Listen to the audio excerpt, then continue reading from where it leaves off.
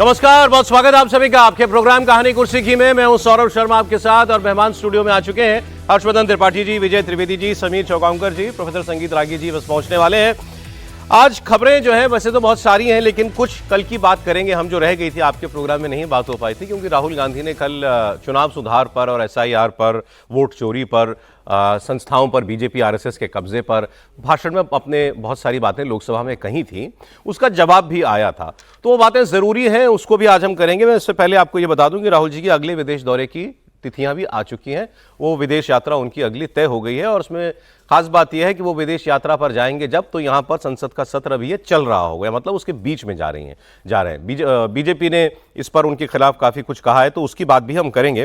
लेकिन आइए शुरुआत करते हैं राहुल गांधी के कल के भाषण से। राहुल गांधी ने कल के अपने भाषण में शुरुआत की थी खादी से। महात्मा गांधी खादी क्यों पहनते थे?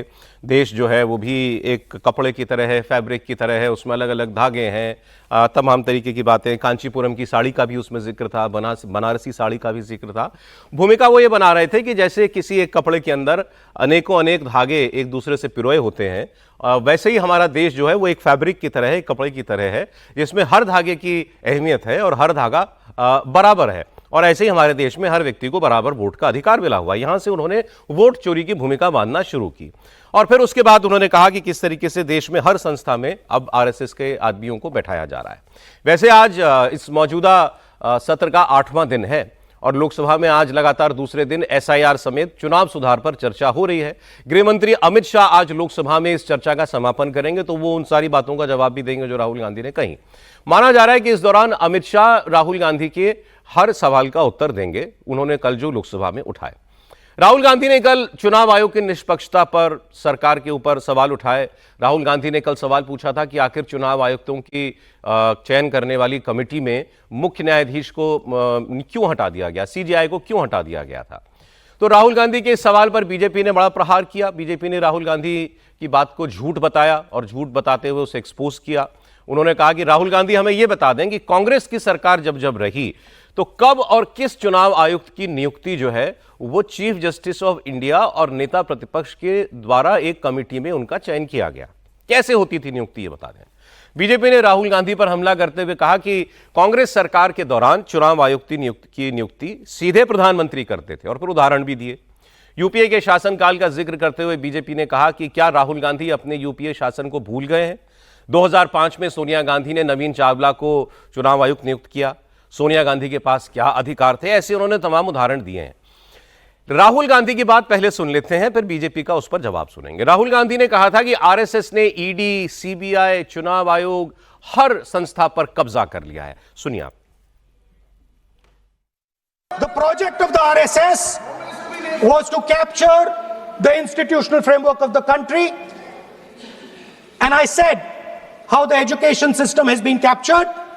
Vice Chancellor after Vice Chancellor after Vice Chancellor is placed not on merit, not on capability, not on scientific temper, but on the fact that he belongs to a particular organization.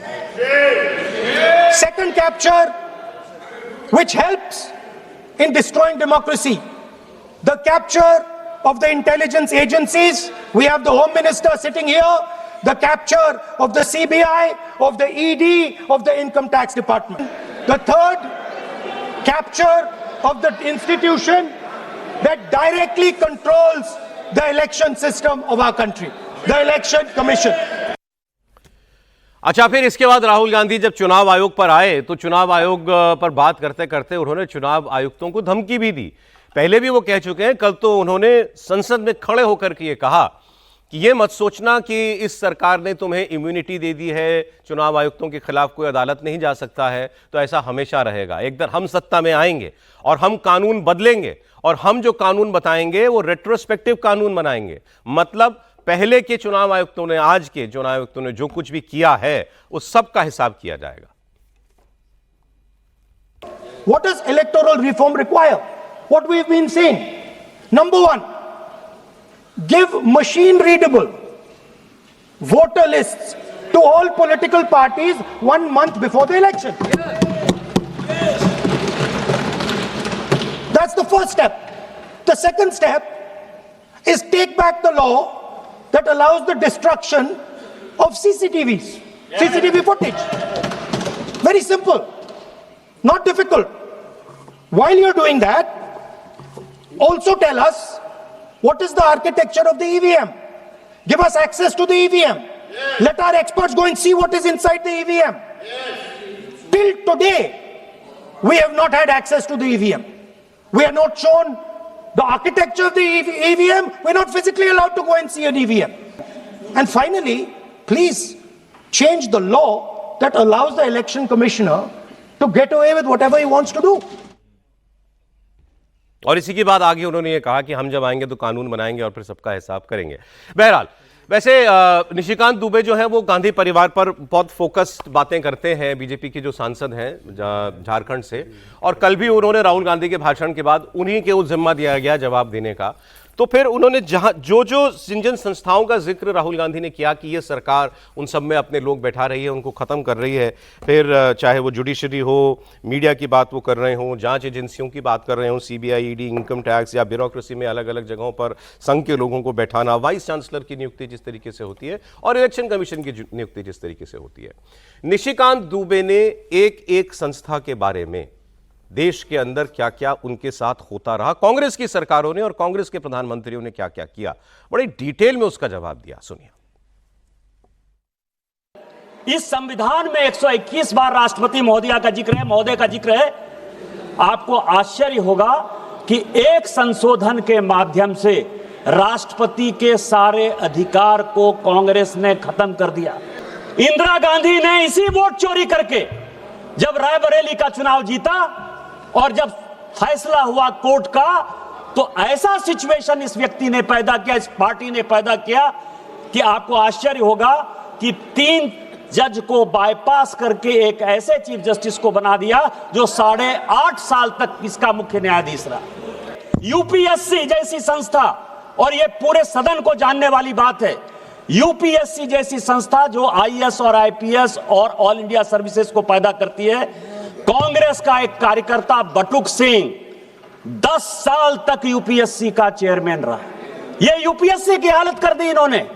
CBI की बात कर रहे थे, अश्वनी कुमार जो सोनिया गांधी जी और राहुल गांधी का security अफसर था, वो सीबीआई का डायरेक्टर बनाया जाता है।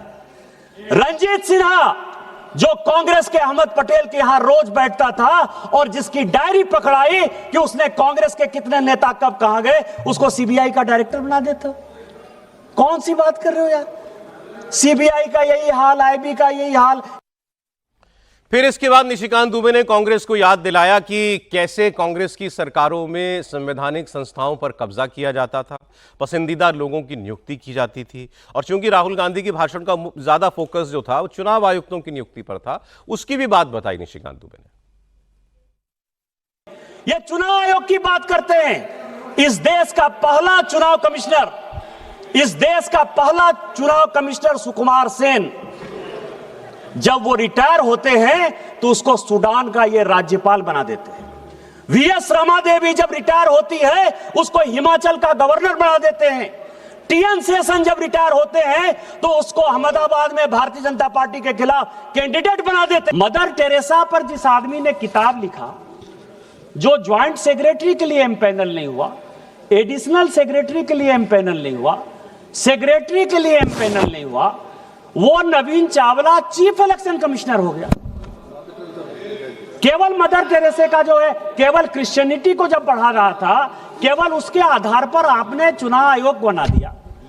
एमएस गिल, जिसने की राहुल, जब Sonia Gandhi ji office of profit के चक्कर में फंस गई और लगा कि ये दीवार हो जाएंगी, 6 साल के लिए चुनाव लड़ने के लिए काबिल नहीं रहेंगी, उस एमएस गिल को आपने जब बचाया, उसने उसके रिटायर होते ही 10 साल तक उसको ढोते रहे, आप केंद्र में मंत्री बनाए रखे।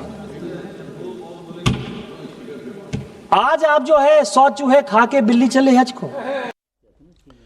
चुनाव आयुक्तों की बात कर रहे थे तो फिर आगे उन्होंने एक नाम और लिया, उन्होंने टीएन शेषन का जिक्र किया। अब जितने चुनाव आयुक्त देश में हुए हैं, चुनाव आयुक्त, उनमें सेलिब्रिटी स्टेटस किसी का है तो वो टीएन शेषन का है। उन्होंने कहा उन टीएन शेषन को भी आपने कांग्रेस का टिकट दे दिया रिटायरमेंट के बाद और अडवाणी जी के खिलाफ उनसे चुनाव लड़ा। अब ये बहस नहीं, बड़ी अच्छी बहस है। और बहुत अच्छा हुआ कि राहुल गांधी ने ये मुद्दे उठाए और उसका जवाब, जहां जिस मंच से उन्होंने उठाए सवाल, वहीं से उसका जवाब भी आया पार्लियामेंट के अंदर से।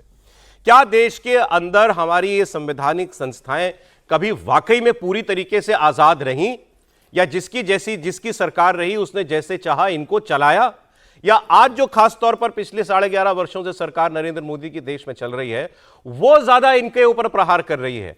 इसी सरकार ने इन संवैधानिक संस्थाओं को कमजोर करने का काम किया। इससे पहले तो सब कुछ बहुत अच्छा चलता था। त्रिपाठी जी। नहीं, अभी निशिकांत जी ने तो लगभग सारी बातें बता दी, लेकिन उन्हीं की कई बातें हों कि मैं तफ्तीश करने लगा तो एन राय साहब के वो 3 जजों को एक तरह से कहें कि बाईपास करके, उनकी सीनियरिटी को इग्नोर करके वो बनाया था, वो तो अलग बात है। लेकिन रोचक बात देश को जानना चाहिए कि जब जनता पार्टी की सरकार आई, उन्होंने फिर से सीनियरिटी के आधार पर सीजीआई बनाना शुरू किया। इंदिरा जी पुनः 1980 में लौटी तो पहला काम आते ही क्या किया, फिर से सीनियरिटी को बाईपास कर दिया। यानी उनको देश के संविधान, देश की व्यवस्था में कतई कोई भरोसा नहीं था। हम शासक हैं, जैसे राजा, जैसे एक समय में चलता था ना राजशाही, तो लोकशाही के आवरण में गांधी परिवार ने राजशाही चलाई। और सच बात यह है कि राहुल गांधी में तो कई बार समझ नहीं पाता। जैसे एक बात वो कह रहे थे कि चुनाव सुधार करें। आपको चुनाव सुधार में कहीं भी एक शब्द सुनाई दिया क्या कि भाई फंड कैसे आएगा, चुनाव महंगा होता जा रहा है, पार्टी प्रत्याशी कैसे लड़ेंगे? इसकी चर्चा इस पूरी डिबेट में दिखी नहीं। मैंने कोशिश किया सुनने को। हाँ, वो ये जरूर कहे बैलेट से करा दो। तो लूट, हिंसा, हत्या, दुनिया भर के कुकर्मों का जो एक प्रतीक था बैलेट वाला चुनाव, वो कराना है उनको। वरना सोचिए, जो राहुल गांधी प्रेस कॉन्फ्रेंस हुई थी और उन्होंने कहा कि देखिए ये सरकार कितनी तानाशाही है, इनकम टैक्स से हमारा खाता फ्रीज करा दिया है, 1 रुपया हमारे पास बचा नहीं कि हम चुनाव लड़ पाए। और जब चुनाव सुधार पर बहस हो रही संसद में, तो चुनाव सुधार में फंडिंग की कोई बात ही नहीं। वो कह रहे हैं हमें मशीन रीडेबल वोटर लिस्ट दे दी जाए, फुटेज दे दिया जाए। लेकिन भाई बिहार चुनाव के बाद 45 दिन के भीतर आप क्यों नहीं जा सकते उसको चैलेंज करने के लिए? यानी हम ये कह रहे हैं पहले हो जान दो, खत्म हो जान दो। जब डेट खत्म हो जाएगी तो हम कहेंगे कि ये डेट अच्छा इतनी तारीख तक थी, 10 दिन और क्यों नहीं बढ़ा सकते थे? बड़ी तानाशाही है संस्था भाई। कुछ इस तरह के अंदाज में राहुल गांधी बात कर रहे हैं। और अगर उसको इसीलिए देखिए, उनकी बात का प्रभाव देश की जनता पर नहीं। उन्होंने 2-3 मांगे की हैं चुनाव सुधार से जुड़ी हुई। पहला, उन्होंने कहा कि ये जो मशीन रीडेबल वोटर लिस्ट होती है हमको पहले मिले पॉलिटिकल पार्टियों को, जिसकी में बार बार वो कह रहे हैं कि हमको इतने महीने लगे। जब वो लेके आते हैं ना 8-8 फुट का वो पुलिंदा लेके आते हैं, 6-6 फुट का कागजों का कह रहे हैं ये काम हम 30 मिनट में कर सकते थे, लेकिन कंप्यूटर रीडेबल मिलता नहीं है हमको लिस्ट। फिर उन्होंने कहा कि ये सीसीटीवी फुटेज का जो डिस्ट्रॉय करने का नियम बना दिया पोलिंग बूथ का इलेक्शन कमीशन ने, इसको वापस लो। फिर उन्होंने कहा ईवीएम का आर्किटेक्चर बताओ चाहिए। मैंने पहली बार सुना ईवीएम में गड़बड़, ये तो अब कांग्रेसियों ने भी कहना बंद कर दिया था, क्योंकि अब एसआईआर पर बोलते हैं, वोटर लिस्ट पर बोलते हैं। उन्होंने कहा ईवीएम का आर्किटेक्चर हमको बताइए, ये कैसे बनती है, इंजीनियरिंग बताइए इसकी, ताकि हम बता सकें कि ये फूल प्रूफ है या नहीं है। फिर उन्होंने कहा कि ये जो स्क्रूटनी नहीं हो सकती या चैलेंज नहीं किए जा सकते इलेक्शन कमीशन के फैसले, उसको वापस लीजिए। नहीं, एक तो ये कि जब तीनों सुधार जिनको आप कह रहे हैं, वो मैंने कहा ना मशीन रीडेबल वोटर लिस्ट चाहिए उनको। और मेरी समझ में नहीं आता कि 6-8 महीने, साल भर तैयारी के बाद वो एक भी ऐसा मामला नहीं निकाल पाए जो सचमुच टिकता। वो ऐसा लेके आते हैं कि एक जगह से दूसरी जगह चला गया, जिसको हम एनोमलीज कहते हैं, जिसको हम कहते हैं कुछ गड़बड़ हो गई है, उसको कहते हैं कि वोट चोरी हो गई। तो दोनों का अंतर है। फिर जब वो कहते हैं इसका आर्किटेक्चर चाहिए, भाई इसका आर्किटेक्चर अगर हर व्यक्ति को इस तरह से ओपनली बताया जाएगा तो ये तो जाहिर है कि उसका नुकसान होगा। मूल बात क्या है, क्या ये डिवाइस स्टैंड अलोन है या क्या? इसका जवाब है हाँ, कोई भी और डिवाइस इससे कनेक्टेड नहीं होती। नंबर 1, क्या ये कहीं से इंटरनेट से मैनेज किया जा सकता है? क्या कहीं से कोई मैनेज नहीं किया जा सकता है? तो ये सोर्स कोड का, और उसी पर चुनाव आयोग ने कहा था कि उसको हम कितने दिनों तक के लिए रखने को कहा था ना, उसी पे तो चुनाव आयोग को सर्वोच्च न्यायालय ने कहा, पहले भी याचिका गई है कि भाई हमको ये बताए। तो सर्वोच्च न्यायालय ने कहा कि वो तो सीक्रेट ही है, लेकिन सीक्रेट का मतलब ये नहीं कि उसमें कुछ गड़बड़ हो। तो इसलिए हमको कभी लगे कि फलाना मशीन गड़बड़ है, हम उसको खुलवा के ही सारी जांच कराएंगे। वैसे ईवीएम की बात चली तो चूंकि निशिकांत दुबे ने बहुत सी बातें की थी, तो ईवीएम पर भी उन्होंने कुछ जानकारी दी, एसआईआर पर भी, वो मैं आपके सामने रख देता हूं, बाकी फिर मेहमान बताएं हमको कि जानकारी सच है, गलत है, कौन झूठ बोल रहा था, कौन सच बोल रहा था। उन्होंने कहा कि ईवीएम कौन लाया? 1987 में ईवीएम को पायलट प्रोजेक्ट के तौर पर शुरू किया राजीव गांधी ने। फिर उन्होंने कहा कि 1991 में नरसिम्हा राव की सरकार ने फैसला किया कि ईवीएम अब हम अपने चुनाव में इस्तेमाल करेंगे। उन्होंने कहा कि 1961 और 1971 में पार्लियामेंट की सिलेक्ट कमेटी बनी, जिनके दोनों कमेटियों के अध्यक्ष कांग्रेस के ही थे, कांग्रेस पार्टी के थे। उन्होंने बताया कि इलेक्ट्रॉनिकली देश में चुनाव होने चाहिए और उसी कमेटी की सिफारिश थी कि एसआईआर वक्त वक्त पर देश में जरूरी है, वोटर लिस्ट का शुद्धिकरण जरूरी है। अब सर, जो राहुल गांधी, जो खासकर मैं चलिए पहले इलेक्शन कमीशन वाली बात कर लेता हूं, अब गिनाने शुरू कर दिए इलेक्शन, एमएस गिल से लेकर के टीएन सेशन से लेकर के और दूसरे जिनको राज्यपाल बना दिया था। बीजेपी ये पूछ रही है कि अच्छा कांग्रेस ये बता दे एक चुनाव आयुक्त का नाम जो किसी कमेटी के थ्रू, किसी सिलेक्शन प्रोसेस के थ्रू गया हो। कैसे नियुक्ति होती थी कांग्रेस काल में? हाँ, बिल्कुल ठीक बात है, लेकिन उस समय कानून ही कोई नहीं था।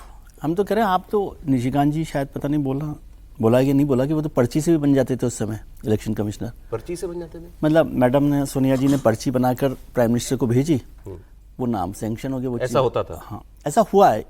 एक तो स्पेसिफिक हो रहा है नवीन चावला का, नवीन चावला जी का, और बाकी जो बनते थे, लेकिन उसमें एक स्पेस है ना कांग्रेस के पास कि उस समय कोई कानून नहीं था अपॉइंटमेंट को लेकर, तो इसलिए आप ये नहीं कह सकते। अब यदि आप ये सवाल कहें कि भाई जुडिशियल जज क्यों नहीं था, क्योंकि कोई कानून ही नहीं था कि जज को उसमें शामिल करना है। ये तो सुप्रीम कोर्ट ने एक एडवाइस दी आपको, मैं एडवाइस कर रहा हूँ क्योंकि फिर बहुत सारे लोग उससे कंफ्यूज होते हैं कि भाई आदेश था या कानून था। एडवाइस उन्होंने दी कि जब तक आप कानून ना बनाएं तब तक एडहॉक बेसिस पे सीजेआई को भी उसमें रखें।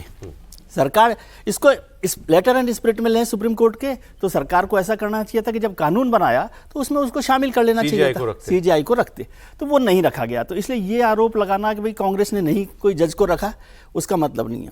लेकिन ऐसे ही फैसले होते थे, प्रधानमंत्री या सरकार में जो लोग बैठे हैं वो सीजेआई बनाते थे, सीईसी बनाते थे। सेशन साहब को भी बनाया गया। सेशन साहब तो राजीव गांधी के मोस्ट ब्लू आइड ऑफिसर वो करते, प्रिंसिपल सेक्रेटरी थे, एग्रीकल्चर सेक्रेटरी रहे, तो वो मोस्ट ब्लू आइड थे। तो हम ये मान लें कि अगर आज भी जो मैकेनिज्म है जिसमें प्राइम मिनिस्टर, होम मिनिस्टर और एलओपी होते हैं, तो वो भी अगर लॉपसाइडेड है, होता वही जो सरकार चाहती है, तो पहले तो शुद्ध तरीके से ऐसा ही होता था। नहीं, लेकिन ये एक्सक्यूज नहीं हो सकता ना। अब जब मौका हो गया सुधार करने का, तो सुधार किया जाना चाहिए, ये मुद्दा है मेरे हिसाब से। ठीक है कि भाई वो हुआ, वो तो गलत है ही, उसमें तो मैं कह रहा हूं कि वो पर्ची से भी बना लिया। और उसको आपको जानकारी नहीं कि जब टीएन सेशन को बनाया, वो ब्लू आइड पर्सन थे, बने, लेकिन जब उन्होंने अपनी ताकत दिखाई सीईसी के तौर पे, तो सरकार ने, नरसिम्हा राव सरकार ने एक बदलाव कर दिया बड़ा, कि सिंगल मेंबर कमीशन को मल्टी मेंबर कमीशन बना दिया और उसमें 2 मेंबर और जोड़ दिए, ताकि मेजोरिटी से आप कर सको। और तीनों लोगों को बराबर अधिकार है, तो 3 में से 2 तो कम, मान लो सेशन साहब कुछ करेंगे तो 2 लोगों के थ्रू किस सरकार ने किया? नरसिम्हा राव सरकार। तो वो बड़ा फैसला है, उसको भी समझने की जरूरत है ना कि भाई वो किस तरह से कांग्रेस, हाँ वो भी कोर्ट चला गया। हाँ, तो वो चला गया कोर्ट को, लेकिन वो फैसला कांग्रेस सरकार ने किया। तो राहुल जी के पास क्या बैगेज बहुत है, हिस्टोरिकल बैगेज बहुत है, इलेक्शन को लेकर हो, जजेस को लेकर हो। जैसे अभी जजेस की बात हो रही थी, सीजेआई की जस्टिस एएन रे को बनाया गया, लेकिन उसमें फैक्ट में क्या होता है, निशिकांत जी पॉलिटिशियन है ना, तो कहीं से भी कहीं जोड़ देते हैं। उन्होंने कहा कि जब इंदिरा गांधी ने वोट चोरी की तो उन्होंने सुपरसीड करके बना दिया, ऐसा नहीं था ना।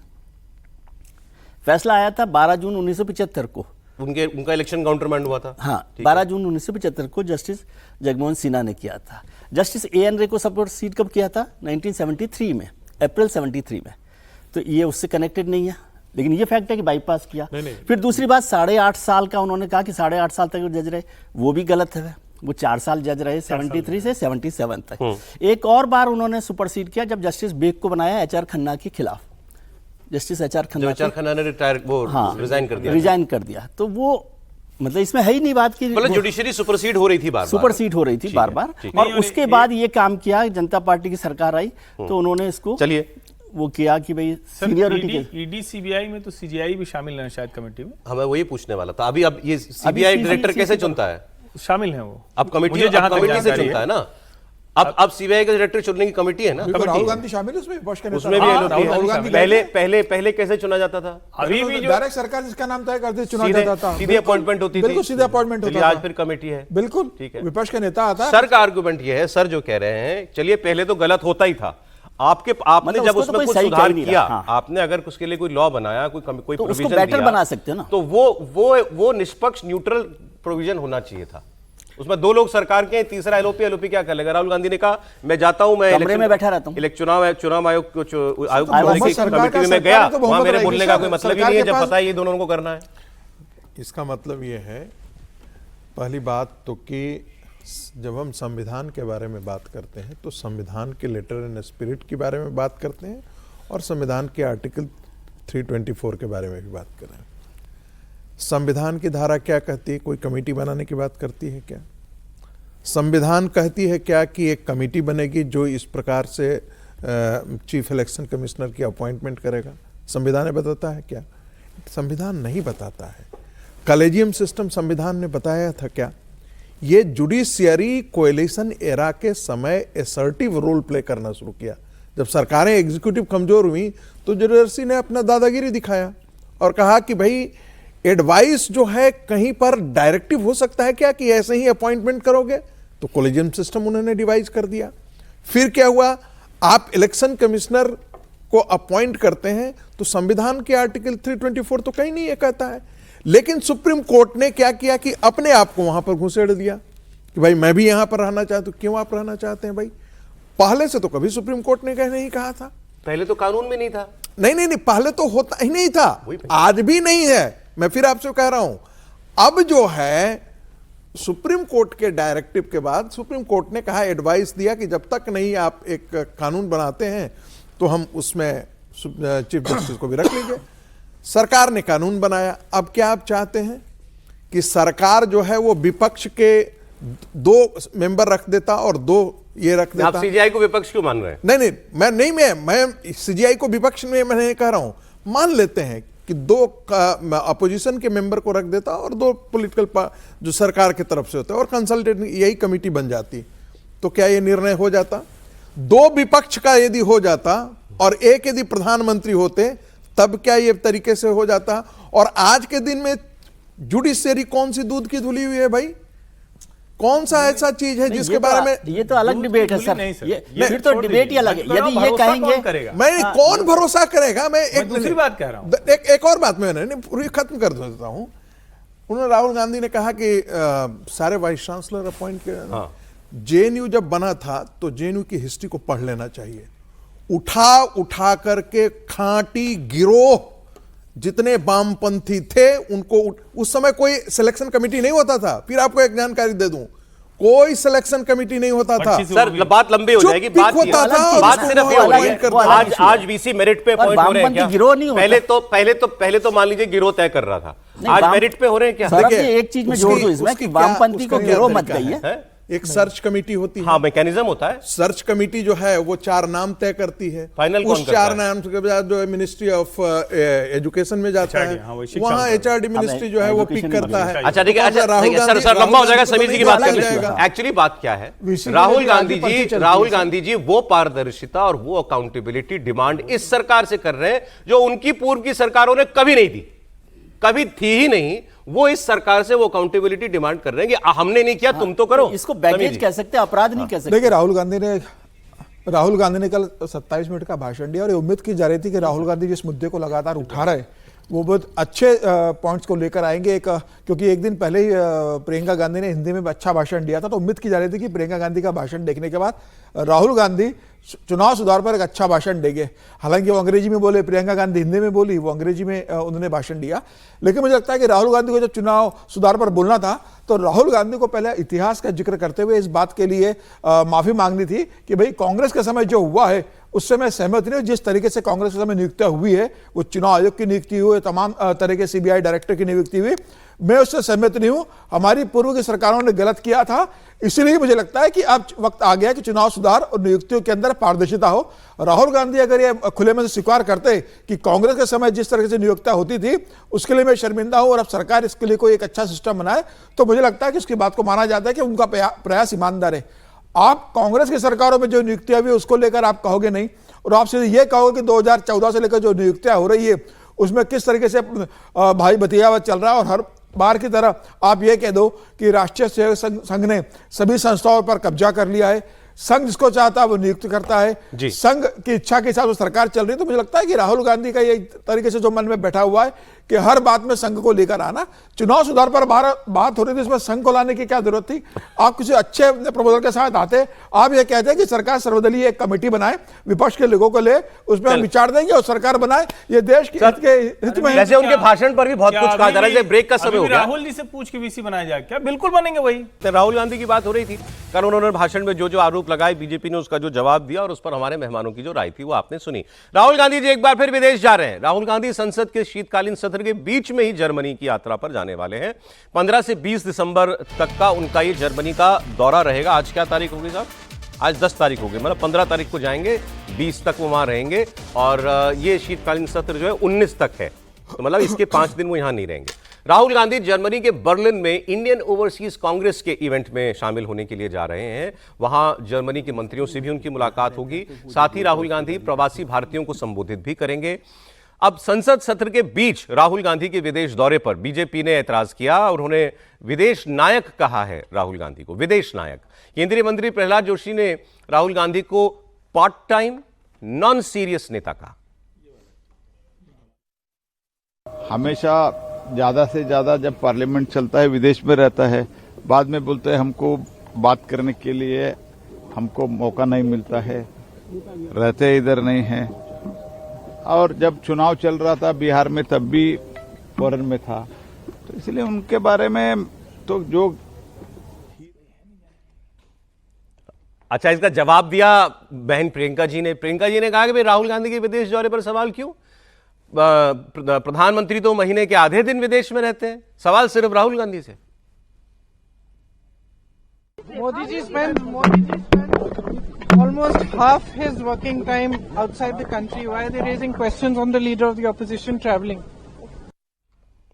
चलिए, तो ये बात भी होगी कि प्रधानमंत्री के विदेश दौरे और राहुल गांधी के विदेश दौरे, इनकी तुलना की जा सकती है क्या? पहले आपको हम लेकर चलते हैं हमारी सहयोगी विजय लक्ष्मी के पास। विजय लक्ष्मी, पहले तो ये उनके दौरे की डिटेल आप दे दें। बीजेपी इसको मुद्दा बना रही है कि सत्र चल रहा है, इस बीच में राहुल गांधी फिर चले विदेश।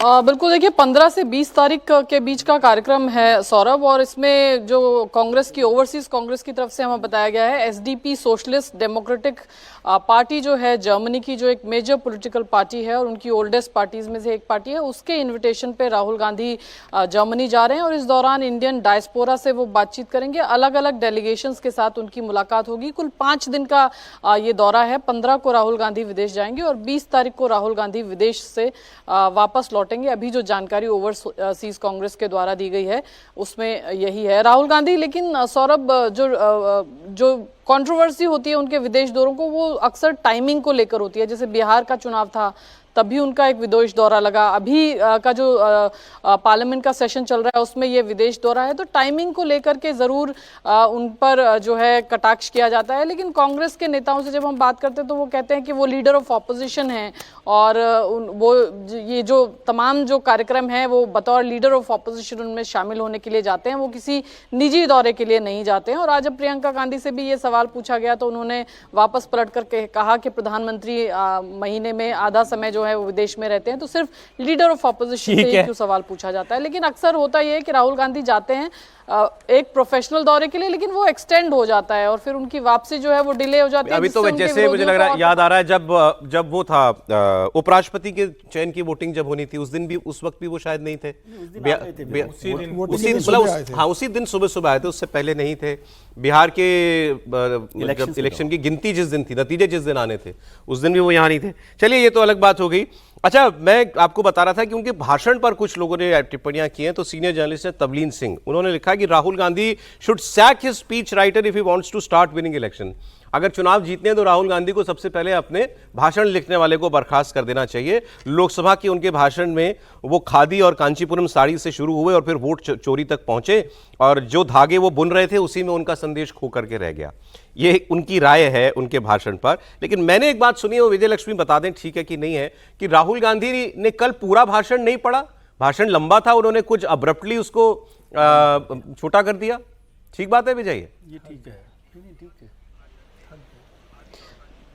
देखिए, ऐसा सूत्र जरूर कह रहे हैं कि कुछ और बातें थी जो उनको अपने भाषण में इनकॉर्पोरेट करनी थी, और एक लंबा भाषण था जो उन्हें देना था, क्योंकि काफी सारी चीजें अगर आप उनकी प्रेस कॉन्फ्रेंसेस को देखें, घंटा भर से ज्यादा उनकी लंबी प्रेस कॉन्फ्रेंसेस चलती हैं, और कल का भाषण महज 27 या 28 मिनट का था। तो काफी सारी चीजें और थी जो उम्मीद की जा रही थी कि वो कहेंगे, लेकिन उन्होंने उनके भाषण में वो इनकॉर्पोरेटेड नहीं दिखी। तो ऐसा माना जा रहा है कि काफी सारी चीजें थी जो शायद तयशुदा भाषण था उसमें रही हो, और राहुल गांधी ने वो चीजें सदन के पटल पर ना कही हो। अब उसकी क्या वजह रही ये तो नहीं समझ में आ रहा, लेकिन काफी सारी चीजें ऐसी हैं जो राहुल गांधी पब्लिक डोमेन में कहते आए, लेकिन संसद में जब वो बोले, मसलन बीएलओस की डेथ का मसला, जो एसआईआर का जब प्रोटेस्ट हुआ पार्लियामेंट प्रांगण में, जिसकी अगुवाई खुद कांग्रेस के नेता करते हैं, वहां पे लगातार बीएलओ की डेथ और तमाम बीएलओ से जुड़े, उनकी सुरक्षा से जुड़े सवाल जो है वो उठाते रहे तमाम नेता। लेकिन संसद में कल जब राहुल गांधी बोले तो ये मसला जो है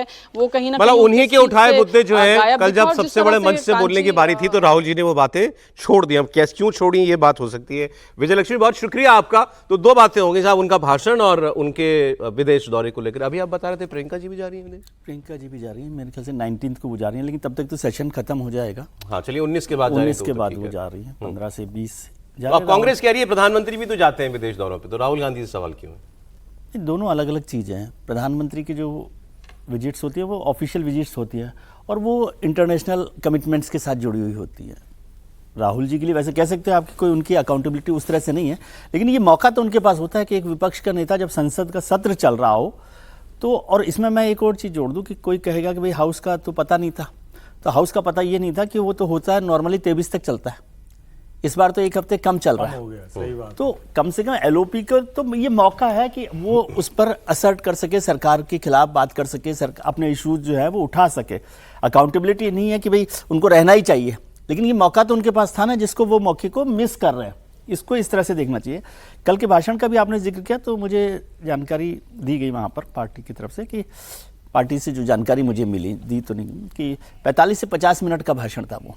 अच्छा। हाँ, और फिर क्यों उन्होंने खत्म किया एब्रप्टली वो खत्म हुआ आपका जो भाषण दिया उन्होंने। हाँ, तो एब्रप्टली खत्म हुआ, और शायद इसी वजह से, जैसे ये बीएलओ का जिक्र किया, ऐसे बहुत सारी चीजें थी जिन पर बात। टाइम लिमिट तो नहीं होती? बोले कोई टाइम लिमिट नहीं होती है। चाहते तो 1 घंटा भाषण दे सकते। हाँ, 1 घंटा भी दे सकते हैं। वैसे भी वो तो पार्टी के टाइम को भी उसमें शामिल कर लो तो भी कोई फर्क नहीं पड़ता, और एलओपी के लिए तो कोई आवश्यकता नहीं। तो तवलीन जी जो भी कह रहे होंगे, वो मुझे नहीं पता स्पीच राइटर को, लेकिन उन्होंने एक जो बात कही ना कि भाई वो जो साड़ी बुन रहे थे उसमें वो इशू खो गए, और शायद इसी वजह से वो कहीं पर मिस हो जाते हैं कि जो इंपॉर्टेंट इश्यूज हैं।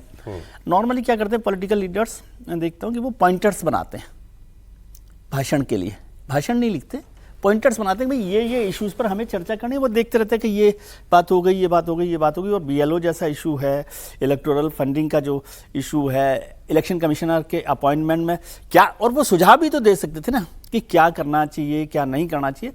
वो सब बातें वहां पर मिस हो गई। ये मौका चूक जाता है, मौका चूक जाता है। इससे बड़ा कोई फोरम नहीं हो सकता बात एक बार करने का। फिर उस बात को आपको याद दिलाऊं कि जो कहा जाता है राहुल जी के लिए, he never misses the opportunity to miss the opportunity. तो वो उस तरह की बात वहां पर लगती है, और उससे पार्टी में भी बहुत सारे लोग निराश होते हैं, क्योंकि उनके लिए सबसे ज्यादा वक्त और है। ये तो वो और ये बहुत इंपॉर्टेंट डिबेट थी, क्योंकि पूरा आप उनका सोचिए नैरेटिव भी वो इलेक्शन कमीशन पर चला रहे हैं। आप 6 महीने से जो मुद्दा उठाए चल रहे हो, उसके लिए, उसी के लिए आपका परफेक्ट दिन था, और आप उसमें जो है कहीं ना कहीं चूक गए, मिस कर गए। समीर जी, क्यों छोटा भाषण दिया होगा राहुल गांधी ने?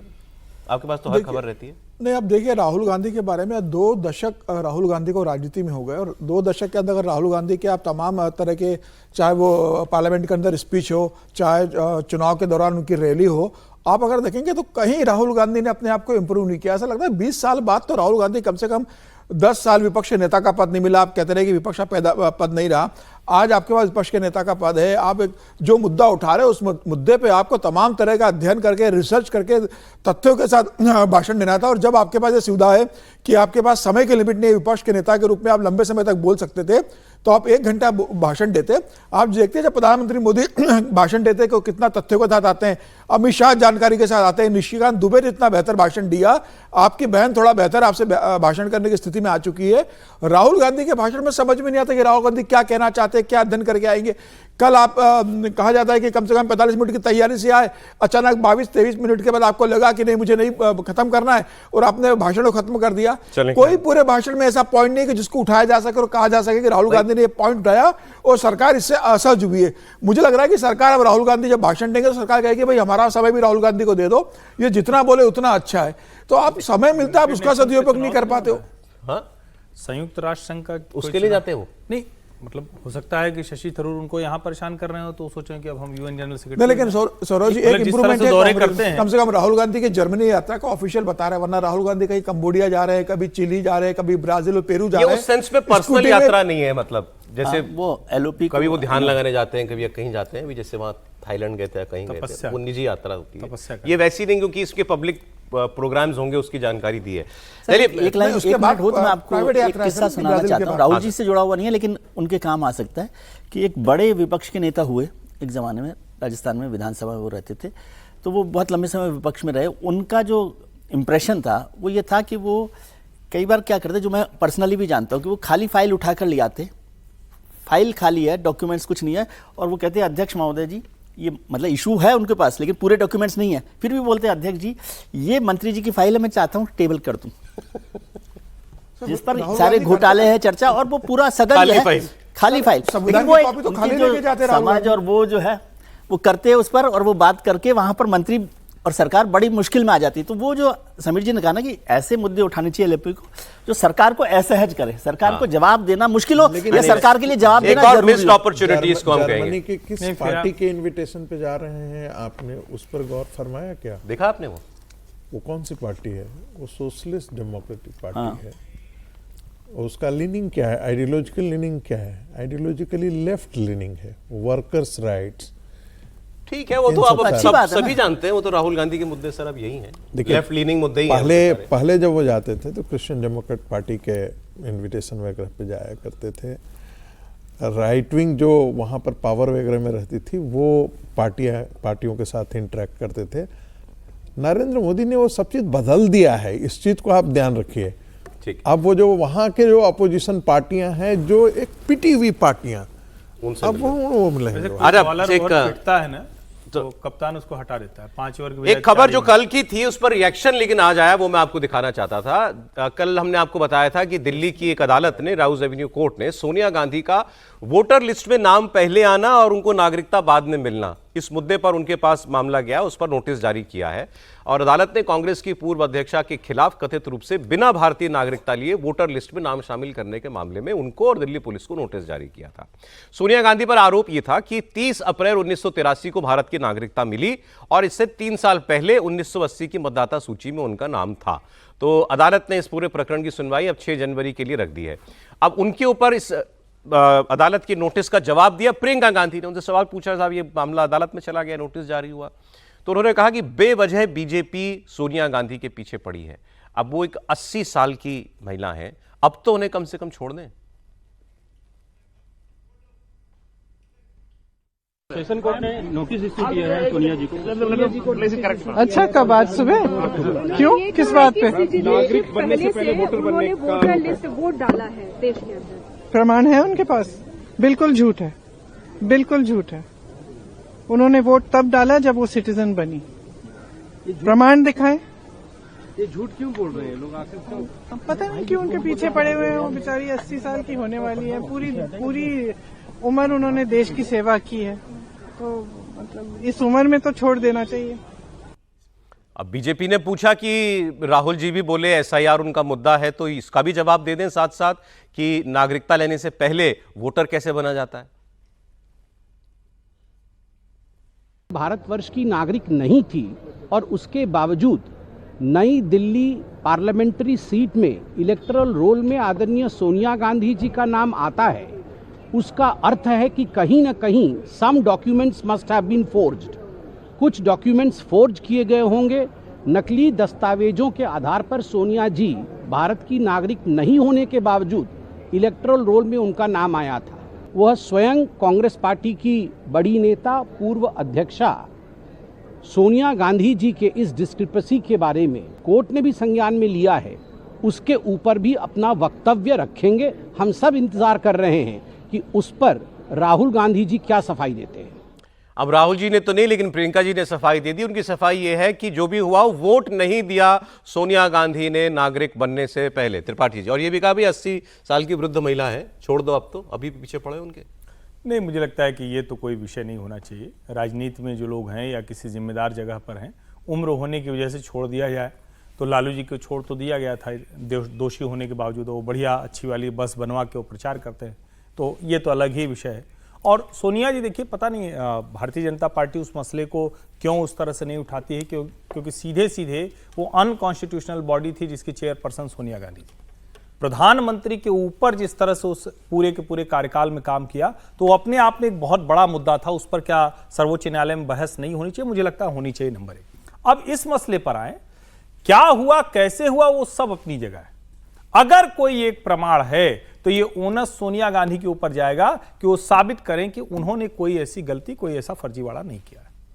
अगर प्रियंका जी कह तो रही है नहीं डाला वोट, उससे कोई फर्क नहीं पड़ता। वोट डाला या नहीं डाला, इससे क्या होता है? वोट डालना तो कोई बात ही नहीं है ना। आप अगर मतदाता सूची में आए नागरिक बनने से पहले, तो चाहे आपने कुछ किया हो या न किया हो, लेकिन अगर आप मतदाता सूची में हैं, वोट डाले नहीं डाले, आप कहेंगे हम नहीं बनाए, कोई और बनाया, लेकिन वो हुआ तो क्यों हुआ, किस नियत से, और सीधे सीधे फर्जीवाड़ा। पहले कैसे होता था? पहले 1980 में मेरे ख्याल से तब वोटर कार्ड भी नहीं था, आधार तो बिल्कुल ही नहीं था, तो कैसे बनते थे वोट? घर के पते से बन गया कि घर यहाँ रहते हैं, उससे बन गया। लेकिन उसमें एक और इम्पोर्टेंट पेज है जो मैं कल भी जिक्र कर रहा था कि 1980 में, मैं कह रहा हूँ, देखिए सोनिया गांधी, एक बार कंप्लीट कर लें सर। 1980 में वो बना, गलत सही तो जो होगा, और वोट देना तो खैर मसला नहीं है कि वोट दिया कि नहीं दिया, ये कल भी हमने चर्चा की थी। लेकिन कांग्रेस, मान लो सोनिया जी के लिए ये मान लें कि उनको नहीं पता था, तो वो 1980 में उनका वोटर आईडी कार्ड में नाम आया, और कांग्रेस ने 1982 में वापस कर लिया उनका नाम। ठीक है, तो इसका मतलब उनको जानकारी थी, गलत है ना। फिर 1983 में उनका नाम दोबारा आया है, उस समय भी वो सिटीजन नहीं थी। वो 1 जनवरी 1983 को वोटर लिस्ट में शामिल हुई, जबकि सिटीजन 83 में तो बनी है ना, अप्रैल में बनी। अच्छा, अप्रैल में, अप्रैल 1983 में वो सिटीजन बनी है, और वो 1 जनवरी 1983 को फिर से दोबारा लिस्ट में आया। तो मतलब ये सारे मामले हैं जिस पर चर्चा होनी से, नागरिकता मिलने से पहले एक बार वोटर बनी, बस उसमें फिर उसको हटाया गया, फिर दोबारा बनाया गया। उनके पास क्या वो एक्सक्यूज देंगे, क्योंकि उस समय कोई वोटर लिस्ट के लिए कोई सर्टिफिकेट देने की या कोई था कि नहीं था, और प्रधानमंत्री आवास में वो रहती थी। तो ये कल भी मैंने उठाया था मुद्दा कि ये तो कांग्रेस पार्टी के तरफ से, और खासकर से राहुल गांधी के परिवार के तरफ से सफाई आनी चाहिए कि भाई प्रधानमंत्री आवास में जब श्रीमती सोनिया गांधी रह रही थी, तब वो भारत की नागरिक नहीं थी, और भारत की नागरिक न रहते हुए भी वो वोटर लिस्ट में उनका नाम था। कहीं पर न कहीं तो उनके एड्रेस का, इससे ज्यादा एक इंपॉर्टेंट बात यह है, सोनिया गांधी नेचुरल सिटीजन नहीं है भारत की। जो हमारे संविधान की व्यवस्था है उसमें ये नेचुरलाइज सिटीजन है, नेचुरलाइज सिटीजन है। और ये एक विदेशी नागरिक भारत के प्रधानमंत्री के आवास में रह रहा हो, बिना नागरिक हुए वो वोटर लिस्ट में अपनी जगह प्राप्त कर रहा हो, ये कितना गंभीर बात है। ठीक है सर, आप समझ रहे हैं, इसको सिर्फ टेक्निकली मत लीजिए, और इसको कायदे से, तो इस पर प्रेस कॉन्फ्रेंस जो भारतीय जनता पार्टी ने किया था बिल्कुल सही किया था, और उस अनुसार से जवाब नहीं आया। अरे वैसे आपको मैं बता दूं, ये मामला जो था पहले मैजिस्ट्रेट के पास गया था, उन्होंने मामला खारिज कर दिया था, रिजेक्ट कर दिया। फिर अब ये रिवीजन में गया है मामला राउस एवेन्यू कोर्ट के पास, तब नोटिस इशू हुआ है। पहले तो मामले खारिज कर दिया, दोबारा गया है तो उसमें भी उसको भी शामिल किया कि भाई ये रिजेक्ट किया गया, इसको भी थोड़ा सा देखेंगे कैसे रिजेक्ट किया। चलिए देखते हैं क्या होता है इसमें। घुसपैठ जैसा नहीं कहेंगे क्योंकि आई तो कागज पे ही होंगी। चलिए अब घुसपैठ की बात कर लेते हैं। पश्चिम बंगाल में अवैध बांग्लादेशी घुसपैठियों को लेकर आप देख रहे हैं क्या माहौल है। तो उत्तर प्रदेश में योगी आदित्यनाथ ने आदेश दिया है कि घुसपैठियों की पहचान करें, ऑपरेशन टॉर्च उसको नाम दिया, और टॉर्च बड़ी तेज हो गई है। अब बीजेपी सरकार घुसपैठियों का पूरा सफाया करना चाहती है, इसीलिए पहले तो अब एसआईआर प्रहरी बनाए गए हैं कि आप जाकर के सजग होकर के एसआईआर के तहत देखिए कि कोई गलत आदमी इसमें ना आए। समाजवादी पार्टी की कोशिश है कि ज्यादा से ज्यादा वोटर्स के नाम वोटर लिस्ट में जाएं, कम नाम कटें, तो उन्होंने पीडीए प्रहरी बना रखा है। लखनऊ, वाराणसी, कानपुर, अलीगढ़, गाजियाबाद बड़े बड़े शहरों में पुलिस की टीमें जगह जगह जाकर उन इलाकों में रह रहे लोगों की जांच कर रही हैं जहां पर उनके किसी संदिग्ध व्यक्ति के पाए जाने की उम्मीद है। अब राज्य में अवैध रूप से रह रहे बांग्लादेशी और रोहिंग्या घुसपैठियों के लिए लखनऊ, वाराणसी, प्रयागराज, अयोध्या, मथुरा, मेरठ, सहारनपुर, बिजनौर, बुलंदशहर, कानपुर, अलीगढ़, गाजियाबाद 17 शहरों में घुसपैठियों को रखने के लिए डिटेंशन सेंटर बनाए गए हैं। सर टोटल ये 3 फ्लोर का है, जिसमें 50 लोगों की बेड कैपेसिटी है, रहने की व्यवस्था है यहाँ पे, जिसमें 30 पुरुष के लिए, 20 महिलाओं के लिए। यस सर, इसमें किचन की भी व्यवस्था है और जिसमें 2 किचन। अब ये जो थे एक ऐसे ही मेकशिफ्ट डिटेंशन सेंटर के केयरटेकर थे। अभी ऐसा नहीं है कि कोई नए इमारतें बनाई जा रही हैं। अभी फिलहाल जहां जो भवन मिल रहा है उसको टेम्पररी डिटेंशन सेंटर का नाम दे दिया जा रहा है और वहां पर अब सुरक्षा व्यवस्था वगैरह कर दी जाएगी, अंदर रहने वहने के इंतजाम कर दिए जाएंगे। ऐसा नहीं है कि कोई अलग से एस्टेब्लिशमेंट बन रहा हो कि ये डिटेंशन सेंटर है। अच्छा, मैं आपको अब दिखाता हूं बंगाल में क्या हो रहा है। पश्चिम बंगाल बीजेपी ने 2 पोस्ट किए हैं, वो आपको देखने चाहिए। उन्होंने इन पोस्ट के जरिए इसी, क्योंकि मुद्दे इससे जुड़े हुए हैं घुसपैठ से, तो मुर्शिदाबाद का जिक्र करते हुए बीजेपी ने लिखा है, वो दिखा दीजिए। एक तो ये पहले जो आपकी स्क्रीन पर चल रहा है, बीजेपी ने कहा कि भाई ममता बनर्जी जो है वो कल वो जो गीता पाठ हुआ था ना परेड ग्राउंड में बंगाल में, कोलकाता में 5-6 लाख लोग दावा किया जा रहा है उसमें थे, उसका न्योता इनको भी था वहाँ जाने का, गीता पाठ करने का, तो वहाँ नहीं थी। तो बीजेपी ने ये तस्वीर पोस्ट करके कहा है कि आपको गीता पाठ नहीं करना हमारे साथ, आप ना करें, लेकिन सनातन की परंपराओं का मजाक ना उड़ाएं। अब ये तस्वीर है मदन मोहन मंदिर की, कूच बिहार में, और बीजेपी कह रही है कि इन्होंने हिंदुओं का अपमान किया। उनको यही नहीं मालूम कि घंटी या घंटा जो है वो कैसे बजाया जाता है। तो वो क्या इसमें कुछ गलत है, देख लेते हैं एक बार।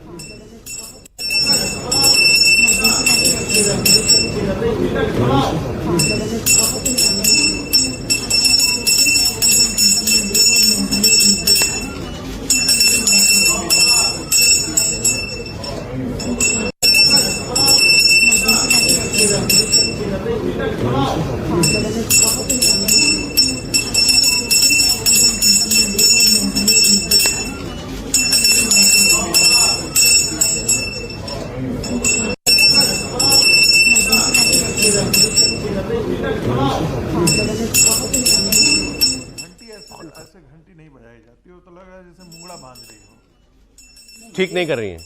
इसको है ना, ये नॉन इशू को इशू बनाना है। और दिक्कत क्या है कि बीजेपी को ये परेशानी है कि ममता जी मंदिर क्यों चली गई।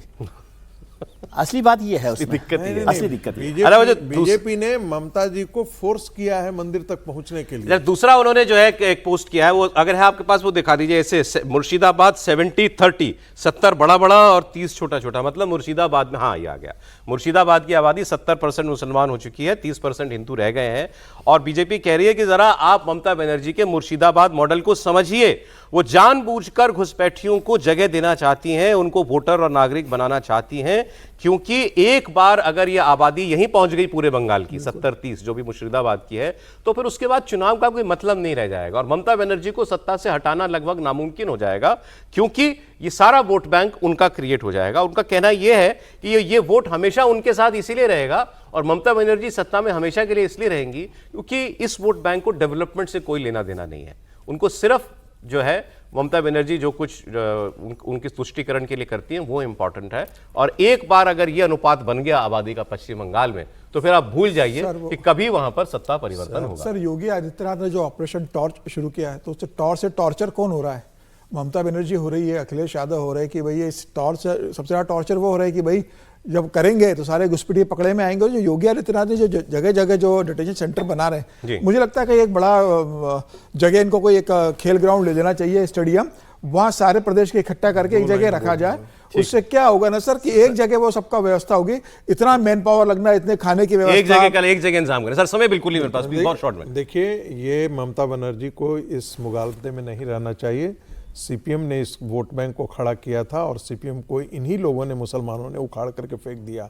73%, 36% से 73% मुस्लिम आबादी जो है वो आज के दिन में तृणमूल कांग्रेस के पास थी, जो कभी सीपीएम के साथ हुआ करती थी। और इसका दूसरा स्टेज ये है कि जैसे ही ये 70% आबादी रहेगी, ममता बनर्जी मुख्यमंत्री ऑटोमेटिक नहीं रहेगा, बंगाल का मुख्यमंत्री कोई मुस्लिम होगा। अच्छा, और अब बात करते हैं, आइए एक बार फिर आसिम मुनीर के जुल्म की जो वो ढा रहा है इमरान खान के समर्थकों और इमरान खान की बहनों पर। पाकिस्तान की वो अडियाला जेल जहां पे इमरान खान बंद है, उसके बाहर कल रात से एक बार फिर हाई वोल्टेज ड्रामा शुरू हो गया। अडियाला जेल के बाहर धरने पर बैठी इमरान खान की बहनों पर पुलिस ने आधी रात वाटर कैनन का इस्तेमाल किया। इमरान की बहनें और इमरान की पार्टी के लोग वो धरने पर बैठे हुए थे और आधी रात के बाद 2 बजे करीब पुलिस ने यहां पर पानी की बौछार करना शुरू कर दिया। सोचिए, कड़कड़ाती हुई ठंड है और इसमें वाटर कैनन चलाई गई इन लोगों के ऊपर। इसमें लोग भागते दौड़ते नजर आए। पीटीआई समर्थक फिर एक बार इमरान खान से मुलाकात की मांग को लेकर ही धरना दे रहे थे, क्योंकि एक बार फिर आसिम मुनीर ने इमरान खान से मिलने पर प्रतिबंध लगा दिया है, उनके परिवार पर भी, और फिर इसके बाद वाटर कैनन का इस्तेमाल किया। इमरान खान 2023 से रावलपिंडी की इसी अडियाला जेल में बंद है।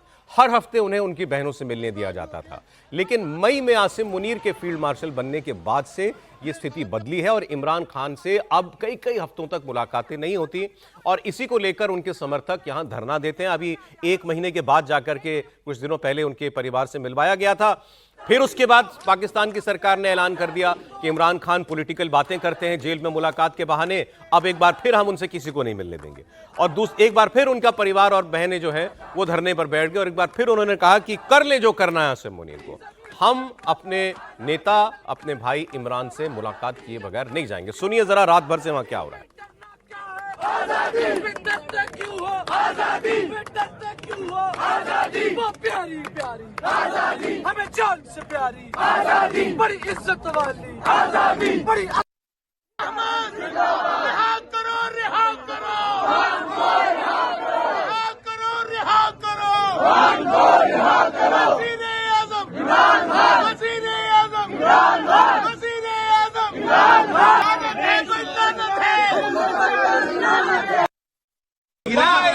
मुझसे कलमा पढ़ के ऐसे आएंगे समंदर की तरफ। अब बोल रहा हूँ, इज्जत से प्यार से बोल रहा हूँ। हम तुम्हें इज्जत ना करें, सर पे कमर बांध के आए हुए हैं। हम पता नहीं सर इंकिलाब आएगा, इंकिलाब आएगा, इमरान के जवानों का इंकिलाब आएगा। के दुश्मन दंग रहेंगे, खान तेरे संग रहेंगे, के दुश्मन दंग रहेंगे। मेरे लिए जो घबरा रही, मैं आप लोग को मैं समझा देती हूँ कि आराम से खड़े रहो, कुछ नहीं है, पानी है, पानी से नहीं घबराना, सिर्फ ये क्या कीचड़ में फिसल के। मेरे लिए जो घबरा रही, मैं आप लोग को मैं समझा देती हूँ कि आराम से खड़े रहो, कुछ नहीं है, पानी है, पानी से नहीं घबराना, सिर्फ ये क्या कीचड़ में फिसल के। आपके साथ और कौन था? बड़े खुश होते हैं कि प्रेशर जब आएगा ना, अच्छे वक्त में सब साथ हैं, लेकिन मेरी असली पार्टी बनेगी जब प्रेशर आएगा।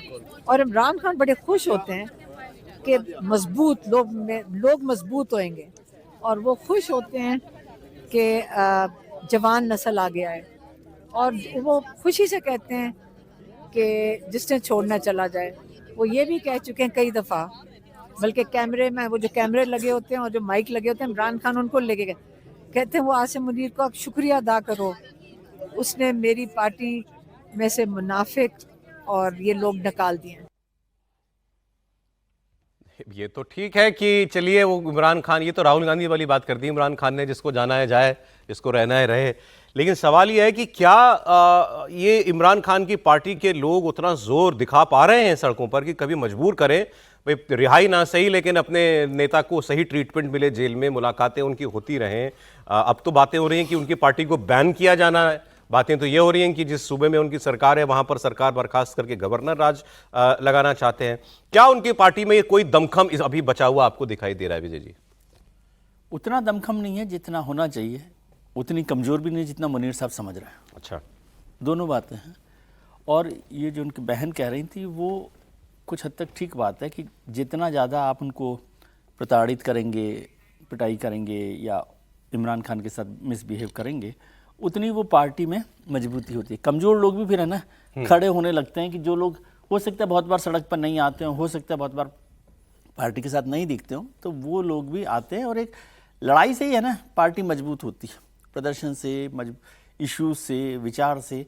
तो मुझे लगता है, और वो आप कह रहे हैं वो बात ठीक हो सकती है कि वो वहाँ पर सरकार बर्खास्त कर दें पीटीआई की और गवर्नर रूल लगा दें, तो वो भी कोई बहुत फ़ायदा नहीं करेगा मुनीर साहब को।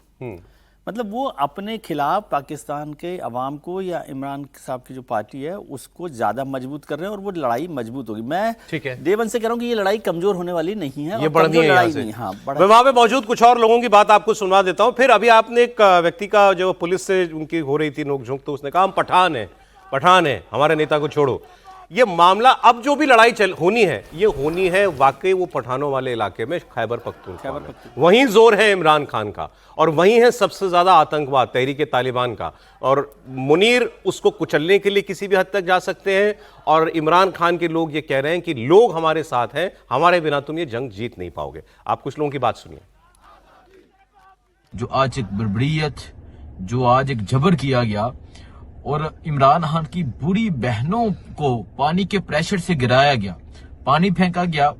जब पानी फेंका गया तो इतना प्रेशर था पानी का कि नूरीन आपा भी गिर गई, उस्मा आपा भी गिर गई और नूरीन आपा के जो घुटने हैं वहां जख्म जब गिरी हैं तो वहां चोटें आई हैं। आप लोगों ने किस तरह नुमान आप कह रहे हैं कि हम सबकी बहनें गिर गई हैं, वो आपकी पीछे आवाज है जो वीडियो इस टाइम सर्कुलेट कर रही है पूरी मीडिया पे और जो ये चीज साबित कर रही है कि किस तरह इन्होंने खान की बहनों पे जुल्म किया, एक जबर किया।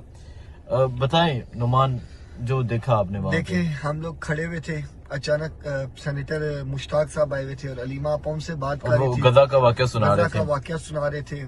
एकदम ही इन्होंने चढ़ाई की है और इन्होंने इतनी जोर का, जैसे ज़िया ने बताया कि हम अलीमा आपा के साथ थे, लेकिन जब पानी का इतना प्रेशर मारा कि मैं अलीमा आपा से अलहदा हो गया। मैं मिड में आ गया, मैं मिड में आया तो मेरे लेफ्ट साइड पे मैंने देखा कुछ खवातीन गिरी हुई थी। उन खवातीन में खान साहब की दोनों बहनें डॉक्टर उज़मा और नौरीन आपा दोनों गिरी हुई थी। तो एक बार फिर इमरान खान की बहनों के साथ बदसलूकी, पहले भी इनको एक बार बाल पकड़ के जमीन पर घसीटा था पुलिस ने, अब एक बार फिर कह रहे हैं कि इनको पानी की बौछार इनके ऊपर लगा मारी और उसके बाद जमीन पर गिर गई इमरान खान की बहनें। एक आदमी का तो पैर टूटा हुआ है। ये सब कल रात में हुआ है। ये तो मतलब पिछली बार जब ये लोग प्रदर्शन वगैरह करते थे तो कोई ऐसा फोर्स यूज नहीं की थी वहां पर वहां की सरकार ने, लेकिन इस बार लगता है कि वो डंडा भी चलाने से परहेज नहीं करना चाहते आसिम मुनीर और उसकी पुलिस और सरकार। त्रिपाठी जी, देखिए, एक तो ये कि निश्चित तौर पर इमरान खान की पार्टी इतने लंबे समय से वो जेल में है और जिस तरह के टॉर्चरस टाइम से गुजर रहे हैं वो, उसके बावजूद अगर इतना खड़े हैं तो इसका मतलब इस पार्टी में दमखम है। ये नहीं हो सकता है कि कोई पार्टी स्टेप बाय स्टेप ऐसा मूवमेंट कर पाए अगर उसके पास ऐसे बहुत डेडिकेटेड कैडर ना हो, लोग ना खड़े हो। नंबर एक। नंबर दो, ये जो इमरान खान की बहनें हैं दोनों, उनको तो सचमुच जिसको कहते हैं ना कि उनको तो प्रशंसा की जानी चाहिए या कहें कि सलाम किया जाना चाहिए जो वो कर रही हैं। ये बड़ा कम हो पाता है जो उम्र है उन लोगों की और जिस तरह के उससे, क्योंकि ऐसा नहीं है उनके इमरान खान के परिवार में उनकी बहनों का कोई, मुझे जहां तक ध्यान में आ रहा, कोई पॉलिटिकल बैकग्राउंड नहीं था, इस तरह से कुछ उन्होंने नहीं किया था। वो एक ऐसा सेलिब्रिटी स्टेटस वाला इमरान खान था, उसकी बहनें थी, उनको तो शायद ये कल्पना भी नहीं रही होगी कि ये सब कभी करना पड़ेगा, लेकिन वो कर रही। अब तीसरी जो बात है जिसको मुझे लगता है रणनीतिक तौर पर उनकी पार्टी बहुत बड़ी गलती कर रही है। आप अडियाला जेल पहुंचकर बार बार इस तरह के प्रदर्शन करेंगे तो ये प्रशासन के लिए सबसे best possible way to contain and control जो भी मूवमेंट होता है उसके लिए सबसे आसान है। आपको पता है अडियाला जेल आना है, उनको प्रदर्शन करना है, एक बार कभी मिलने को दे देंगे और फिर उसके बाद वो डिफ्यूज हो जाएगा या कहेंगे थोड़ा हल्का पड़ जाएगा। जब तक पाकिस्तान में अलग अलग जगहों पर जो इनकी पार्टी है पीटीआई इमरान खान की, वो उस तरह से प्रदर्शन नहीं करेगी और इमरान खान की बहनों को, इनकी पार्टी के नेताओं को अब उसकी तैयारी करनी पड़ेगी। अलग अलग शहरों में निकले, शहर में प्रदर्शन करना पड़ेगा, क्योंकि आप जब बार बार अडियाला जेल आते हैं तो आप पूरी ताकत लगा के आते हैं, जाने कितना रिसोर्स इकट्ठा करते हैं, वहां आते हैं, कुछ दिन बैठते हैं, थोड़ा धरना प्रदर्शन हुआ, लाठी पानी पहुंचा। एक बार ये अच्छा होता है, एक बार इसलिए अच्छा होता है क्योंकि मोमेंटम क्रिएट होता है, लेकिन उसके बाद आपको पूरे पाकिस्तान में जहां आपकी ताकत है वो दिखाना पड़ेगा, तब सरकार को समझ आए। और जो आवाम है वो भी तब जुड़ती है। आप अडियाला जेल आ गए, बाकी जगह पता ही नहीं, सेंसर हो जाएगी, खबर जाएगी नहीं। वो तो आज के सोशल मीडिया का समय है तो बहुत कुछ जाता है, लेकिन ये मुझे लगता है जो रणनीतिक है वो गलती अभी उनकी पार्टी के लोग कर रहे हैं। अरे वैसे आसिम मुनीर के इस जातियों को लेकर के पाकिस्तान के मीडिया में भी जो है वो खूब चर्चाएं हो रही हैं। अब एक जर्नलिस्ट ने दावा किया कि आधी रात को ये जो टॉर्चर किया इसमें बहुत से लोग घायल हुए हैं और बहुत जुल्म इन लोगों के ऊपर किया गया था। आप देखिए, शाहिद खट्टक साहब ने जैसे कि एक वादा किया था कि मैं इमरान खान की बहनों के साथ खड़ा रहूंगा, अपने लीडर की बहनों की हिफाजत करूंगा, तो उस आदमी ने कीमत भी चुकाई है और वफादारी साबित की है और एक पश्तून की जुबान भी साबित की है। तो शाहिद खट्टक जो है वो इमरान खान साहब की बहनों की हिफाजत करते हुए उनको बचाने के चक्कर में खुद उनके ऊपर प्रेशर आया पानी का, वो उलट के एक नाले के अंदर गिरे, उनकी एक टांग टूट गई, उनके फ्रैक्चर आ गया और वो उसके बाद अस्पताल गए। मीना खान अफरीदी की उनके साथ एक फोटो भी मौजूद है। कोई डंडा नहीं, झंडा तक नहीं, सिवाय नारों के। और उसमें पार्लिमानी लीडर पीटीआई के कौमी असम्बली में शाहिद खट्टक थे, फिर शफकत साहब जो मिनिस्टर हैं, शफी जान जो मिनिस्टर हैं, मीना खान, सब पीटीआई के लोग, अरकान असम्बली, पंजाब से भी सेनेट के लोग वो मौजूद थे। तो रात 1 बजे तकरीबन वहाँ पर पुलिस ने बत्तियां ऑफ की, उसके बाद वाटर कैनन का इस्तेमाल किया। आप देखें दिसंबर की सर्दी और इतनी शदीद सर्दी, यख बस्ता, और उसमें फिर केमिकल से, रिपोर्टेडली केमिकल से मिला हुआ पानी, क्योंकि कुछ लोगों ने ये शिकायत की है कि पानी में केमिकल मिला हुआ था। वहाँ पर जो मुजाहिरीन थे जो जिनके ऊपर ये सब कुछ हुआ, तो पानी पे। अरे प्रोफेसर साहब, एक पाकिस्तानी जर्नलिस्ट है नाइला इनायत, मैं उनका एक आर्टिकल पढ़ रहा था। उन्होंने उस आर्टिकल में बताया कि पाकिस्तान में जब कोई डिक्टेटर किसी नेता के खिलाफ जुल्म करता है, 2 पॉसिबिलिटीज होती है। हमने वो दोनों पॉसिबिलिटी पाकिस्तान में देखी है। आप बताइए कि इसमें आपको कौन सी प्रोबेबिलिटी ज्यादा लगती है? उन्होंने कहा एक वो प्रोबेबिलिटी है जो काम जुल्फिकार अली भुट्टो के साथ हुआ, ज़ियाउल हक ने मारी डाला, फांसी पे ही चढ़वा दिया। और दूसरा है जिसके उदाहरण है नवाज शरीफ और बेनजीर भुट्टो। इनको डिक्टेटरों ने ही या आर्मी के जनरलों ने ही इमरान खान की तरह नेशनल सिक्योरिटी थ्रेट बताया, चोर बताया और इनको देश से बाहर भेज दिया। और लेकिन उसके बाद इन दोनों की पॉलिटिक्स खत्म नहीं हुई। बेनजीर भुट्टो आतंकवादी हमले में मारी गई, अलग बात है। नवाज शरीफ तो आज ही प्रधानमंत्री बनने के ख्वाब देख रहे हैं। तो इन दोनों में से आपको क्या लगता है, will Imran live to see another day? देखिए, हम लोग कहानी कुर्सी में जो जिस पत्रकार की बात जरूर आप कर रहे हो, लेकिन उन दोनों विकल्पों के बारे में लगभग हम लोगों ने बात यहाँ पर किया है और उसी दिशा में बात की है। ये इस बात पर निर्भर करता है कि पाकिस्तान, इमरान खान की जो पार्टी है, सड़क पर कितना उतरती है। और यदि पाकिस्तान की पार्टी, इमरान खान की पार्टी सड़क पर उतरती है, उसे जनता का समर्थन मिलता है, तो एक न एक दिन आप देखेंगे कि मुनीर का जो प्रशासन है उसको खात्मा हो जाता है। दूसरा विकल्प यह है कि इमरान खान को फांसी दे दी जाए और जिसे कहते हैं वहाँ पर पूरा एकदम मिलिट्री डिक्टेटरशिप लागू करके, और मुनीर जो है वो सत्ता तंत्र पर हट रहे, जरदारी को भी हटाएं, शरीफ को भी हटाएं और वहाँ मिलिट्री शासन स्थापित करके और आप पूरी तरीके से मूवमेंट को कुचल दें। एक तो विकल्प ये है। मुझे इसकी संभावना ज़्यादा आज के दिनों में दिखाई दे रही है कि इमरान की पार्टी को दबा करके, देखिए क्यों वो अडियाला जेल क्यों जा रहे हैं।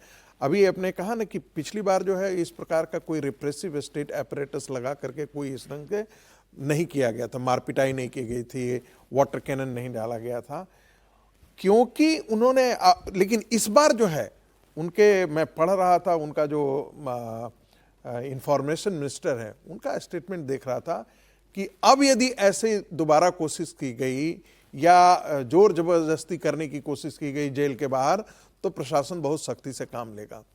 उस समय मुनीर के डॉक्यूमेंट पर हस्ताक्षर नहीं हुए थे, अब मुनीर के डॉक्यूमेंट पर हस्ताक्षर हो चुके हैं। तो ये अंतर आया है उस समय से और आज 7 दिन में ये अंतर निकल करके आया है। दूसरी बात देखेंगे कि यदि जो पाकिस्तानी प्रशासन कह रहा है, वहां पर क्यों ऐसा मना कर किया जा रहा है कि इसे नहीं मिलने दिया जाए, और ये लोग जिद पर क्यों आ रहे हैं?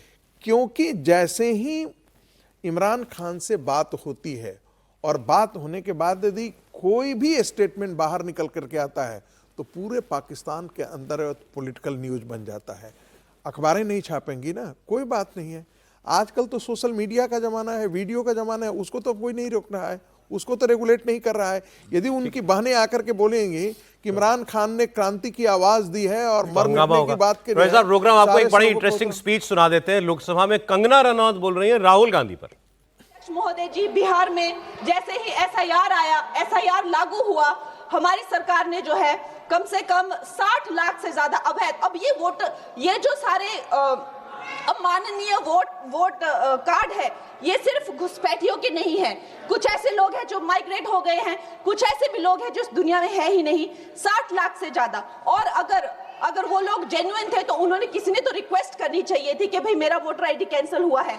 उसके उपरांत जो है 21 नए वोटर आईडी जो है उन्होंने दिए हैं। और इस तरह का एक माहौल बना बिहार में कि आज तक की सबसे ज्यादा वोटिंग जो है 67% वोटिंग हुई। नागरिकों में ये उत्साह जगा कि जो है इस तरह की जो क्लेंजिंग प्रोसेस है वो होना चाहिए। मैं एक देशभक्त होने के नाते अध्यक्ष महोदय जी, मैं ये प्रपोज करना चाहती हूँ कि हमारे देश में जो है हमेशा महीने 2 महीने बाद हमारे जो शीर्ष नेतृत्व हो गए, सारे अधिकारी हो गए, हमारे जितने भी रिसोर्सेज हैं, हम लोग उनको हर महीने 2 महीने में इलेक्शंस में जो है पुश कर देते हैं। इससे हमारे देश का बहुत ही भारी नुकसान होता है।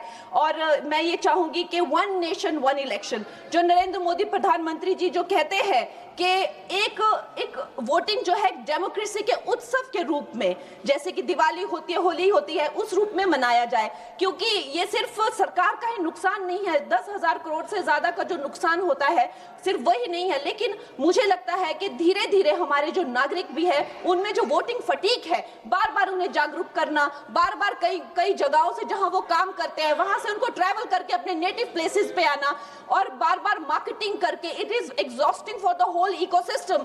तो मैं ये प्रपोज करना चाहती हूँ कि 1 नेशन 1 इलेक्शन को लाया जाए। और ये जो भी हमें जिस तरह की जो असुविधा होती है हर महीने 2 महीने में इलेक्शंस की, उससे जो है हम बच सकते हैं। जय हिंद।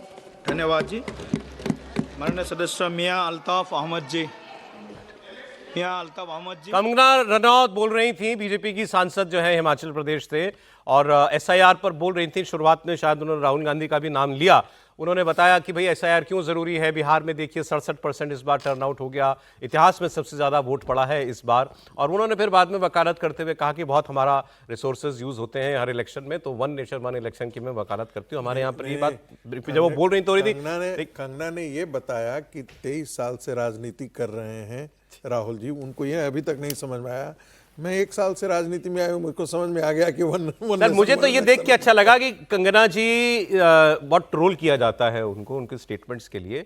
और बीच में तो उन्होंने ये बातें भी कही इंटरव्यूज में कि मैंने भी एक बार इंटरव्यू किया था अभी कुछ महीने पहले, तो उन्होंने कहा था मन सा नहीं लग रहा है राजनीति में। मतलब ऐसा मुझे नहीं समझ में आ रहा है कि मैं कैसे कंट्रीब्यूट करूं, क्योंकि मैं कोई समाज से भी नहीं हूं, उस बैकग्राउंड से नहीं आती हूं। ऑनेस्टली उन्होंने कहा था, लेकिन एक सीरियस विषय पर उन्होंने अपनी स्पीच दी है, मुझे तो अच्छा लगा। समीर जी, निश्चित रूप से अच्छी स्पीच थी। हिमाचल की मंडी से कंगना रनौत सांसद है। हालांकि ठीक है, पहले उनके कई बयान इस तरीके से रहे जिससे पार्टी भी असहज हुई है। जब हिमाचल में बाढ़ आई थी और जिस तरीके से उनका जो बयान आया था, जो पार्टी को ही लगा था उनके खिलाफ है, लेकिन इस बार वो अच्छी तैयारी से आई और उन्होंने बिहार का जिक्र करा, 1 नेशन 1 इलेक्शन का जिक्र करा, और उन्होंने बताया किस तरीके से संसाधन और पैसों की बर्बादी होती है तमाम तरह के चुनाव के अंदर। तो मुझे लग रहा है कि इनको मौका दिया। सबसे बड़ी बात है कि भारतीय जनता पार्टी के पास तो 240 सांसद है, लेकिन पार्टी ने कंगना रनौत को मौका दिया इस 2 दिन के डिस्कशन में बोलने के लिए। और ये बताता है कि पार्टी भाई नए लोगों को मौका देती है। अब कंगना रनौत तो पहली बार की सांसद है, कोई फिल्म इंडस्ट्री से आती है, कोई जमीनी नेता नहीं है, लेकिन पार्टी ने उसको भरोसा किया, उसको मौका दिया, उसको तथ्य और डॉक्यूमेंट्स दिए होंगे, उसने पढ़ा और अच्छे से स्पीच दी। कंगना जी की कई बार बयानों से लगा कि शायद गलती हो गई उनसे पॉलिटिक्स में आके। पार्टी को क्या लगता है? नहीं, मुझे नहीं लगता। पार्टी इस बात को जानती है कि भाई आप किसी सेलिब्रिटी को, अगर फिल्म इंडस्ट्री से आए व्यक्ति को टिकट दोगे तो पहली बार होता ही है। जब हेमा मालिनी पहली बार जब मथुरा सांसद बनी थी, तब उनके साथ भी ऐसी असहज स्थिति होती थी। मैंने हेमा जी को कभी भाषण देते नहीं देखा। नहीं, पहले पार्लियामेंट में भाषण दिया था उन्होंने, कई बार सवाल देती है भाषण, वो कई बार बचते, लेकिन कई बार ऐसी असहज स्थिति हुई भी है कि सांसदों को आपने भेजा। अब आप सनी देओल को आपने भेजा, धर्मेंद्र को भेजा, उसके बाद पार्टी को लगा तो आपने टिकट भी काटे। लेकिन मुझे लगता है कि एक अच्छा था कि कंगना रनौत को पार्टी ने अपने भाषण देने वाले लोगों की सूची में शामिल किया और उन्होंने पार्टी को निराश नहीं किया, अच्छा भाषण दिया। उन्होंने ये कहा कि ईवीएम हैक नहीं करते, प्रधानमंत्री लोगों के दिलों को हैक करते हैं। नहीं, लेकिन ये है कि हेमा जी का उदाहरण भी नहीं देना चाहिए था। हेमा जी हम सब की बहुत सम्मानित हैं और कमाल की अभिनेत्री हैं, कमाल की नृत्यांगना है, कृष्ण भक्त हैं, लेकिन सांसद के तौर पर उनके कंट्रीब्यूशन को तो जरा पूछ लिया जाए। मथुरा से सांसद के तौर पर उनका कंट्रीब्यूशन क्या है? अब चूंकि ये बड़े लोग होते हैं, कुछ ऐसे पैसे की दिक्कत नहीं, कोई ऐसा बड़ा काम कर दिया तो कोई उनका समर्थक आ जाएगा, बता देगा कि ये 2-4 काम करती हैं, वो तो मथुरा में रहती हैं, कृष्ण भक्त हैं।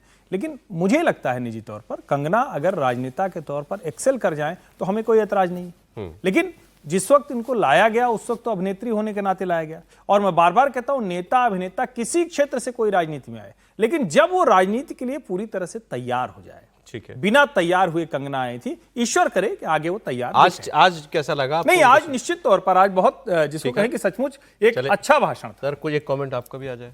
मैं तो समझता हूँ कि जो भी क्षेत्र से आए, और ये भी पार्टीज की ठीक है कि अलग अलग, हम लोग थोड़ा सा बहुत नेगेटिव रहते हैं सेलिब्रिटीज़ को लेकर, लेकिन सेलिब्रिटीज़ बेहतर लोग हैं, वो कैसे एक्सेल करते हैं, क्योंकि एक्सेल तो है ही ना उनमें, लाइफ के किसी न किसी हिस्से में एक्सेल है, वो एक्सेलेंस को वो पॉलिटिक्स में या राजनीति में आके ईमानदार रहना चाहिए। आप जो भी काम कर रहे हैं वो ईमानदारी से करें। मूल यही है कि आपको आप यही करना है। अभी तो शुभकामनाएं देनी, मतलब सचिन तेंदुलकर की तरह से या ऐसे लोगों की तरह से वो ना हो।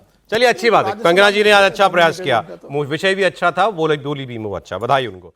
वैसे ट्रंप जो है वो टैरिफ की बंदूक लिए पूरी दुनिया पर दनादन फायरिंग कर रहे हैं। उनको लगता है कि सारी दुनिया मेरे कदमों में आ जाएगी। टैरिफ को लेकर पूरी दुनिया को डरा रखा है उन्होंने, लेकिन दुनिया ने अब डरना भी बंद कर दिया क्योंकि उन्होंने इतनी बार इसका इस्तेमाल कर लिया। खैर, एक भारत ने इसमें सबसे पहले उनके सामने खड़े होकर दुनिया को दिखाया कि यह भी तरीका होता है, एक बुली जो आपको डराना धमकाना चाहे तो उसके सामने कैसे खड़ा हुआ जाता है। लेकिन ये फिर भारत को आंख दिखा रहे हैं। अब इस बार मुद्दा बनाया है चावल को। जी हाँ, चावल, राइस। ट्रंप दरअसल कुछ बिजनेस आइकॉन्स के साथ एक चर्चा कर रहे थे, उनके और अपने मंत्री वगैरह भी साइड में बैठे थे, तो तभी एक व्यापारी थी वहां पर, उन्होंने कुछ कहा कि हमारे यहाँ जो इंपोर्ट होता है, एग्रीकल्चर प्रोड्यूस जो आता है हमारे यहाँ पर, जैसे चावल आता है हमारे यहाँ, तो हमारे किसानों का इसमें बड़ा नुकसान हो रहा है।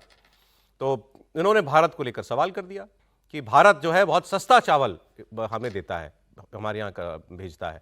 ये सुनकर ट्रंप ने फिर अपने अधिकारियों से पूछा, क्यों, ठीक ऐसे ही क्या भारत बहुत डंपिंग करता है हमारे यहाँ चावल की, गलत तरीके से चावल भेजता है, सस्ता चावल भेजता है, हमारे किसानों को नुकसान हो रहा है क्या, और क्या हम इस पर एक्स्ट्रा टैरिफ लगा दें उनके ऊपर? फिर टैरिफ, मतलब चावल पर भी टैरिफ लगाने की बात। सुनिए ट्रंप की बात। And we do believe that countries are dumping rice into this country today. We've never seen imports this great. Which countries?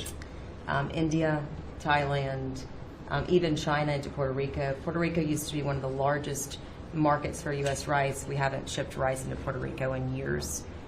So this has been happening for years. This didn't start during your administration, but unfortunately, we're seeing it in a much bigger way now. The tariffs are working, but we need to double down because you want more. I mean, well, they're cheating, right? They're not. They're just subsidizing and then. And then India. Tell me about India. Why is India allowed to do that? They have to pay tariffs. Do they have an exemption on rice? No, sir. We're still working on their trade deal. So yeah, but they should be dumping. I mean, I heard that from others. So you can't do that. There's a WTO case against India now. Give me the countries if you could. Go ahead. India. Who else? So India. Mark it down. Which is good. Yes, sir. India, Thailand, China into Puerto Rico, not into the continental U.S., but into Puerto Rico.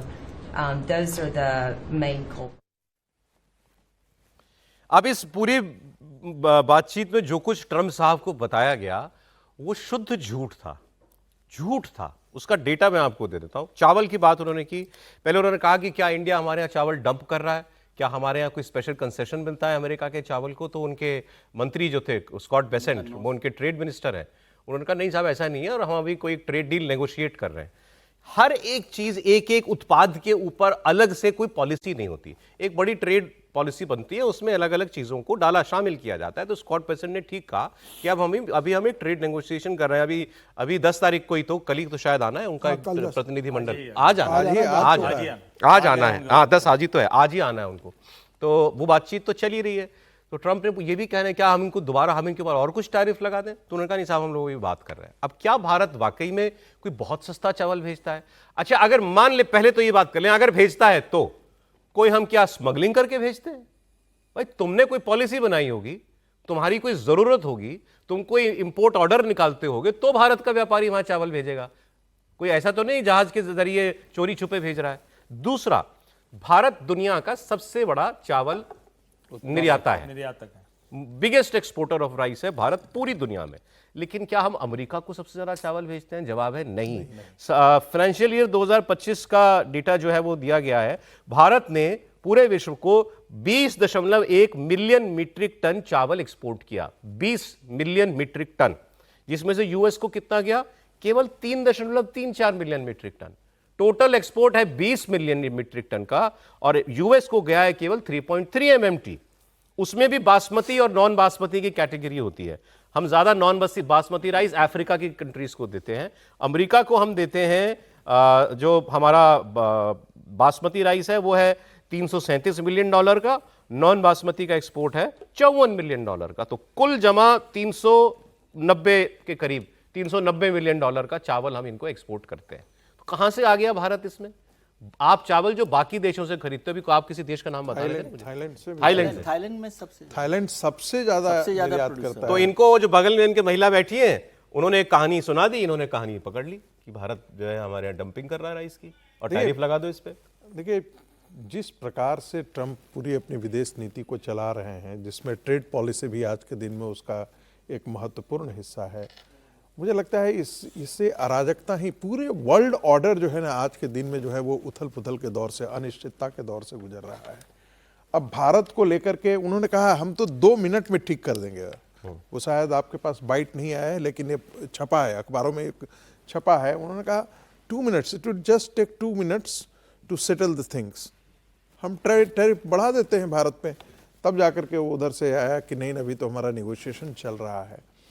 देखिए, Bharat export करता है, यदि America न भी export करते तो भारत के सेहत पर कोई बहुत ज़्यादा असर नहीं पड़ रहा है। कितना? $400 बिलियन। देखिए, आपको सऊदी अरब, कतर, इन सब हो जगह जो आपके जो सबसे ज़्यादा जो जिसे कहते हैं अच्छे राइस खरीदने वाले हैं, जहाँ पर ये बिरयानी वाले देश हैं, जो अपने पूरा सेंट्रल एशिया के हुआ, मिडिल ईस्ट के हुआ, सऊदी अरब है, ये सब कंट्री आपके जो जब से कीमती राइस है उनको ज़्यादा खरीदता है। उनके यहाँ तो हमारा बहुत ही, जैसा कि आपने बताया, बहुत एक छोटा सा हिस्सा है। कल जाकर के दिए आप उस पर ट्रेड टैरिफ और ज़्यादा बढ़ा देंगे, क्या होगा? भारत और अपना एक रास्ता निकाल लेगा, किसी और को दे देगा, किसी और को दे देगा। उससे कोई सेहत पर नहीं, लेकिन इससे एक मानसिकता निकल के आ रही है सर। उनका एंटी इंडिया एक एस्टेब्लिशमेंट में कहीं ना कहीं आपने देखा, सबसे कम निर्यात करने वाले देश का नाम पहला बोल रहे हैं। अरे नहीं, उनके प्रॉब्लम है, इनकी एक्सपोर्ट पॉलिसीज और टैरिफ पॉलिसीज की वजह से इस वक्त सबसे ज्यादा परेशान अमेरिका में कोई है तो वो वहां का किसान है। इन्होंने सारे देश के साथ रिश्ते खराब कर लिए। चीन इनका वो खरीदता था, मक्का खरीदता था, ज्वार खरीदता था, सोयाबीन खरीदता था, उसने बंद कर दिया खरीदना। परेशान है बैठा है इनका किसान वहां पर। उसका नतीजा आप जानते हैं, दुनिया की सबसे बड़ी सुपर पावर, सबसे अमीर देश, अपने किसानों के लिए $12 अरब का राहत पैकेज निकालना पड़ा ट्रंप को, रिलीफ पैकेज निकालना पड़ा, इतना बड़ा रिलीफ पैकेज। ये हालत इन्होंने अपने किसानों की खुद कर दी है, और ये उसको फिर ये कहते हैं कि हमारी जो पॉलिसी है ये कामयाब है। सर, मैं आपको एक बड़ी मजेदार खबर दिखाने जा रहा हूं, और ये आपको बताएगा पाकिस्तान में जो ऊंचे ऊंचे पदों पर पहुंचे लोगों की जो असली मानसिकता है वो, या कह लीजिए इनका असली कैलिबर क्या है, किस मटेरियल के लोग बने हैं। तो इनके जो वो हैं, इनकी सेना के प्रवक्ता DGISPR जिनको कहते हैं, इनका नाम है लेफ्टिनेंट जनरल अहमद शरीफ चौधरी। अब अहमद शरीफ चौधरी कितने शरीफ हैं उसकी तस्वीर आपको दिखाते हैं। प्रेस कॉन्फ्रेंस चल रही है, प्रेस कॉन्फ्रेंस में महिला पत्रकार सवाल पूछ रही है कि आपने जो है वो इमरान खान को ये कहा, ये कहा, आपने इतनी नामों से उनको बुलाया। तो वो कहते हैं कि एक नाम आप भूल गई, मैंने 12 चीज़ें कही थी उनके लिए, वो एक नाम आप भूल गई। फिर उन्होंने बताया कि वो मैंने क्या कहा था, और फिर उसके बाद ये महिला पत्रकार जो आपको दिखाई दे रही हैं, पाकिस्तान की सेना का प्रवक्ता लेफ्टिनेंट जनरल रैंक का अधिकारी भरी प्रेस कॉन्फ्रेंस में महिला पत्रकार को आंख मारता है। देखिए, चौथा भी ऐड करते हैं, मैंने 12 का, some you are missing it, ज़हनी मरीज भी हैं।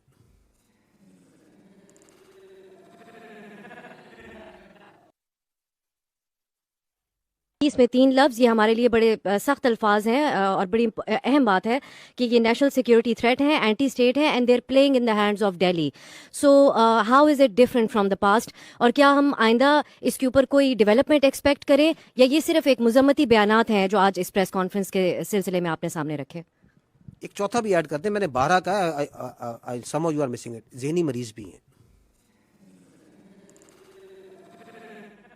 इस टाइप के लोग जो हैं ये इतनी बड़ी बड़ी पोजीशंस के ऊपर पहुंचे हुए हैं सर। और मतलब क्या कहना चाहिए अब इस पे क्या बोल सकते मुझे समझ नहीं आ रहा। और वैसे भी डीजी ISPR जो मतलब जो प्रवक्ता होते हैं वो तो और ज़्यादा थोड़ा ध्यान रखते हैं बिहेवियर को लेकर, गंभीरता को लेकर। अब इस पर क्या टिप्पणी कर सकते मुझे समझ में नहीं आ रहा कि लेफ्टिनेंट जनरल बहुत बड़ी पोजीशन होती है आर्मी, मतलब उसके बाद जनरल ही होते हैं, इसके बाद आप आर्मी चीफ ही बनते हो। आर्मी चीफ ही बनते हैं, तो आर्मी चीफ भी बनेंगे ये क्या कहा जाए, क्या क्वालिटी है मतलब इनकी? वहाँ के लिहाज से तो ठीक ही यही सब हरकतें करते हुए लोग। और आप शरीफ कर रहे थे तो वहाँ तो सारे शरीफ हैं, लेकिन कितने शरीफ? पाकिस्तान में तो सारे शरीफ है ना, फिर भी कितने शरीफ? और जब आप इस तरह की हरकतें करते हैं तो आपका बेसिक कैरेक्टर भी दिखा। वहाँ पर नहीं दिया। हाँ, मुझे लगता था अगर ऐसा कभी होता, मैं दूसरे रेफरेंस में कह रहा हूँ कि कोई ऐसी घटना होती तो बहुत उसका अपोज किया जाता। प्रेस कॉन्फ्रेंस में भी लोग कहते हैं, हमारे लोग आज तक ये नहीं भूले कि राहुल गांधी जी ने आंख मारी थी पार्लियामेंट में। उन्होंने तो वो तो ऐसे किसी महिला के लिए नहीं था, ये तो महिला को देख के कर रहे हैं। अभी आपने देखा कि तालिबान के जो लीडर आए थे विदेश मंत्री, उन्होंने प्रेस कॉन्फ्रेंस में अलाउ नहीं किया था, तो हमारे यहाँ पर कितना हंगामा हो गया था उस बात को लेकर। तो महिलाओं के साथ सम्मान को लेकर और इस तरह से आंख मारने की बात जो है, और आपने जिक्र किया, समीर जी भी उस बात का जिक्र कर रहे थे कि राहुल जी ने जो आंख मारी वो अभी तक चल रही है, अभी तक उनके पीछे पड़ी है, वो पीछे पड़ी है, और उसका तो पॉलिटिकल नुकसान उनको बहुत बड़ा हो गया। और हम लोग कहते हैं ना बार बार कि पाकिस्तान की सेना, जो काम होता है किसी सेना को, वो छोड़ के सब करना जानती है। ये भी उसी कैटेगरी में आप डालिए। अब आसिम मुनीर जो है CDF बन गया पाकिस्तान में, लेकिन पाकिस्तान में हो क्या रहा है? रोज आतंकवादी हमले होते हैं। अरे भाई शरीफ साहब, आप जाओ ये बताओ कि हमारी सेना कैसे लड़ रही है इनके खिलाफ, वो काम नहीं, आंख मार रहे हो तुम लड़की को। अब लेटेस्ट आतंकवादी हमले की तस्वीर देखिए आप, ये कुर्रम का एक मनाटो इलाका है, वहां एक के बाद एक कई बड़े धमाके हुए, इसमें 6 जवान मारे गए पाकिस्तानी सेना के, बहुत सारे लोग घायल हैं। और ये धमाका आसिम मुनीर के ही एक धमकी भरे भाषण के बाद हुआ। अभी इन्होंने वो लिया था ना, सलामी ली थी CDF बनने के बाद, तो उसमें कहा था अफगानिस्तान को कि तालिबान वाले जो हैं या तो अब हमें चुन लें या TTP को चुन लें। तो TTP ने बता दिया, जवाब दे दिया, TTP की तरफ से ही हमला किया गया है। पाकिस्तान ने इस हमले को लेकर एक बार फिर अफगानिस्तान को घेरा है और कहा है कि अफगानिस्तान TTP को पनाह देता है। अब ये तो इनके साथ, इनके बीच में वो चल रहा है, टेनिस का मैच। यहाँ हमला होगा, ये कहेंगे अफगानिस्तान ने करवाया, अफगानिस्तान पे हमला करेंगे, अफगानिस्तान फिर इन पे हमला करेगा, फिर एक और आतंकवादी हमला हो जाएगा। तो ये सिलसिला लगातार चल रहा है और ये पाकिस्तान की हालत है। कोई दिन नहीं बीतता, मैंने कभी ऐसे हालात पाकिस्तान के भी नहीं देखे थे कि रोज एक आतंकवादी हमला हर जगह। और तो ये सबसे बुरे दौर से अपने सिक्योरिटी के हालात में वो गुजर रहा है। लेकिन आसिम मुनीर फील्ड मार्शल भी बनता है, CDF भी बनता है, और इनके प्रवक्ता जो है वो उनकी क्या हरकतें हैं वो भी आपने देख ली हैं। समीर जी, निश्चित रूप से अब आसिम मुनीर के लिए बहुत बड़ा संकट है। जिस तरीके से उन्होंने अफगानिस्तान के साथ पंगा ले लिया, जिसे मतलब अफगानिस्तान से दुश्मनी मोल ले लिया, अब अफगानिस्तान को सबक सिखाने के लिए तुला हुआ है। और मुनीर ने तो अभी जब CDF का जब 4 सवाल तब कहा था कि भाई अफगानिस्तान दोनों में से किसी एक को चुन ले, दोनों के साथ वो नहीं चल सकता।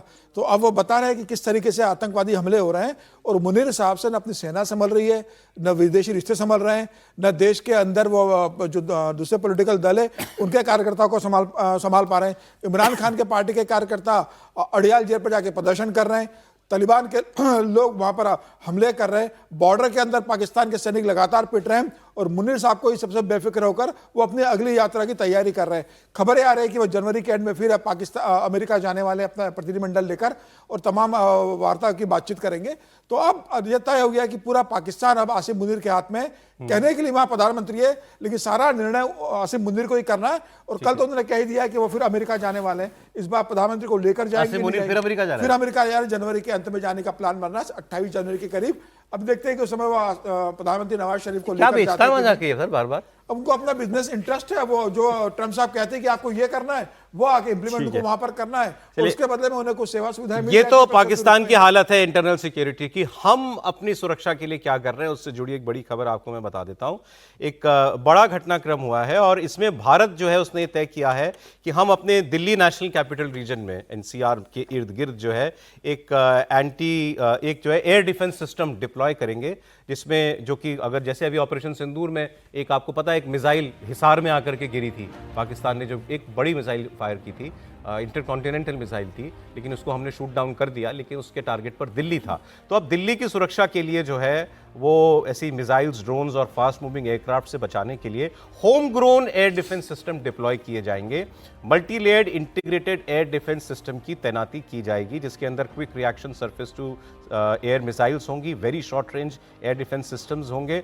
और बड़ी बात यह है कि पहले हम इस सिस्टम के लिए अमेरिकी हथियारों के बारे में उनसे डील कर रहे थे।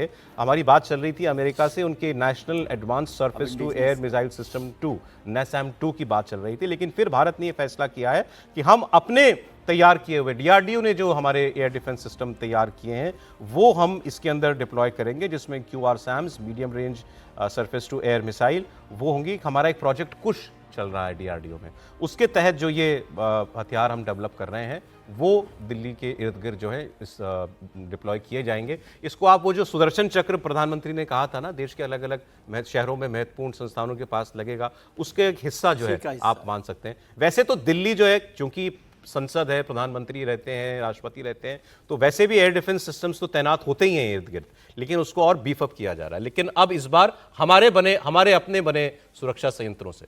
देखिए, ये आज के समय में हमारी ज़रूरत भी है, क्योंकि जब हम दूसरे के ऊपर डिफेंस कैपेबिलिटीज़ के लिहाज से डिपेंडेंट होते हैं तो हम उतने कमज़ोर होते हैं, उतने दया भाव में रहते हैं, उतना सामने वाला कृपा की तरफ बरसाता है। अब आप देखिए आज के समय में क्या है, अभी पुतिन जब यहाँ आए तो उससे पहले वो बाकायदा बोले कि हम कोई टेक्नोलॉजी या कोई डिफेंस या इक्विपमेंट या कुछ भी हम बेच नहीं रहे हैं, हम शेयर कर रहे हैं। हम उनके साथ, यानी जो भारत खरीद करेगा साथ में वो बनाएंगे, और इसीलिए हमारा अपना जो सुरक्षा कवच है, जिसको हम बार बार कह रहे हैं कि दुनिया में ऐसा एयर डिफेंस सिस्टम हम भारतीय एकदम जिसको कहें कि रोचक लोमहर्षक अंदाज में देखते थे और कहते थे क्या बढ़िया वो जो एरियल डोम, आयरन डोम वो बनाया हुआ है। जब हमने इस बार करके दिखाया तो आयरन डोम से भी सस्ता, प्रभावी, और जिसको बार बार कहते हैं कि सटीक निशाने वाला था, वो समझ नहीं पा रहे थे कि ऐसा कैसे हो रहा है। आयरन डोम तो फेल हो गया इस बार, ईरान ने मारी थी मिसाइल, अचानक जब एक साथ रफ्तार उसकी बढ़ा दी। तो ऐसी स्थिति मुझे लगता है कि स्वदेशी ही करना पड़ेगा। और अच्छी बात यह है कि अभी रशिया हमें वो सारी एडवांस टेक्नोलॉजी शेयर करने को तैयार है, हमारे साथ मैन्युफैक्चर करने को तैयार है। अब मैं आपको जरा रूस यूक्रेन युद्ध को लेकर ट्रंप की कुछ बातें बता देता हूं। इससे बिल्कुल साफ है वो जेलेंस्की से क्या चाहते हैं, और अब तो वो जेलेंस्की को ही नहीं चाहते हैं, वो चाहते हैं ये आदमी जाए। ट्रंप से पूछा गया एक इंटरव्यू में, उन्होंने एक पॉलिटिको मीडिया है संस्थान, उसको इंटरव्यू दिया और कहा कि ये बताएं कि आप तो अभी रूस से भी बात कर रहे हैं, जेलेंस्की से भी बात कर रहे हैं, तो इस वक्त नेगोशिएशन में जो है वो किसका अपर हैंड आपको दिखाई दे रहा है? तो उन्होंने कहा डेफिनेटली रूस का अपर हैंड है नेगोशिएशन के अंदर। रूस शांति चाहता भी है। जेलेंस्की ने तो मेरा भी वो पीस प्रपोजल पढ़ा ही नहीं है, और रूस के पास ऑलरेडी जो है वो काफ़ी ज़मीन जो है वो यूक्रेन की आ चुकी है। तो डेफिनेटली रूस इस वक्त इस पीस डील को नेगोशिएट करने में ज़्यादा वजन रखता है। Which country right now is in the stronger negotiating position? Well, there can be no question about it. It's Russia. It's a much bigger country. It's a war that should have never happened. Frankly, it wouldn't have happened if I were president, and it didn't happen for 4 years. I watched that taking place, and I said, wow, they're going to cause some problems here. And it started, and it could have evolved into World War III, frankly. I think it's probably not going to be happening now. I think if I weren't president, you could have had World War III. I think you would have had a much bigger problem than you have right now. But right now, it's a big problem. It's a big problem.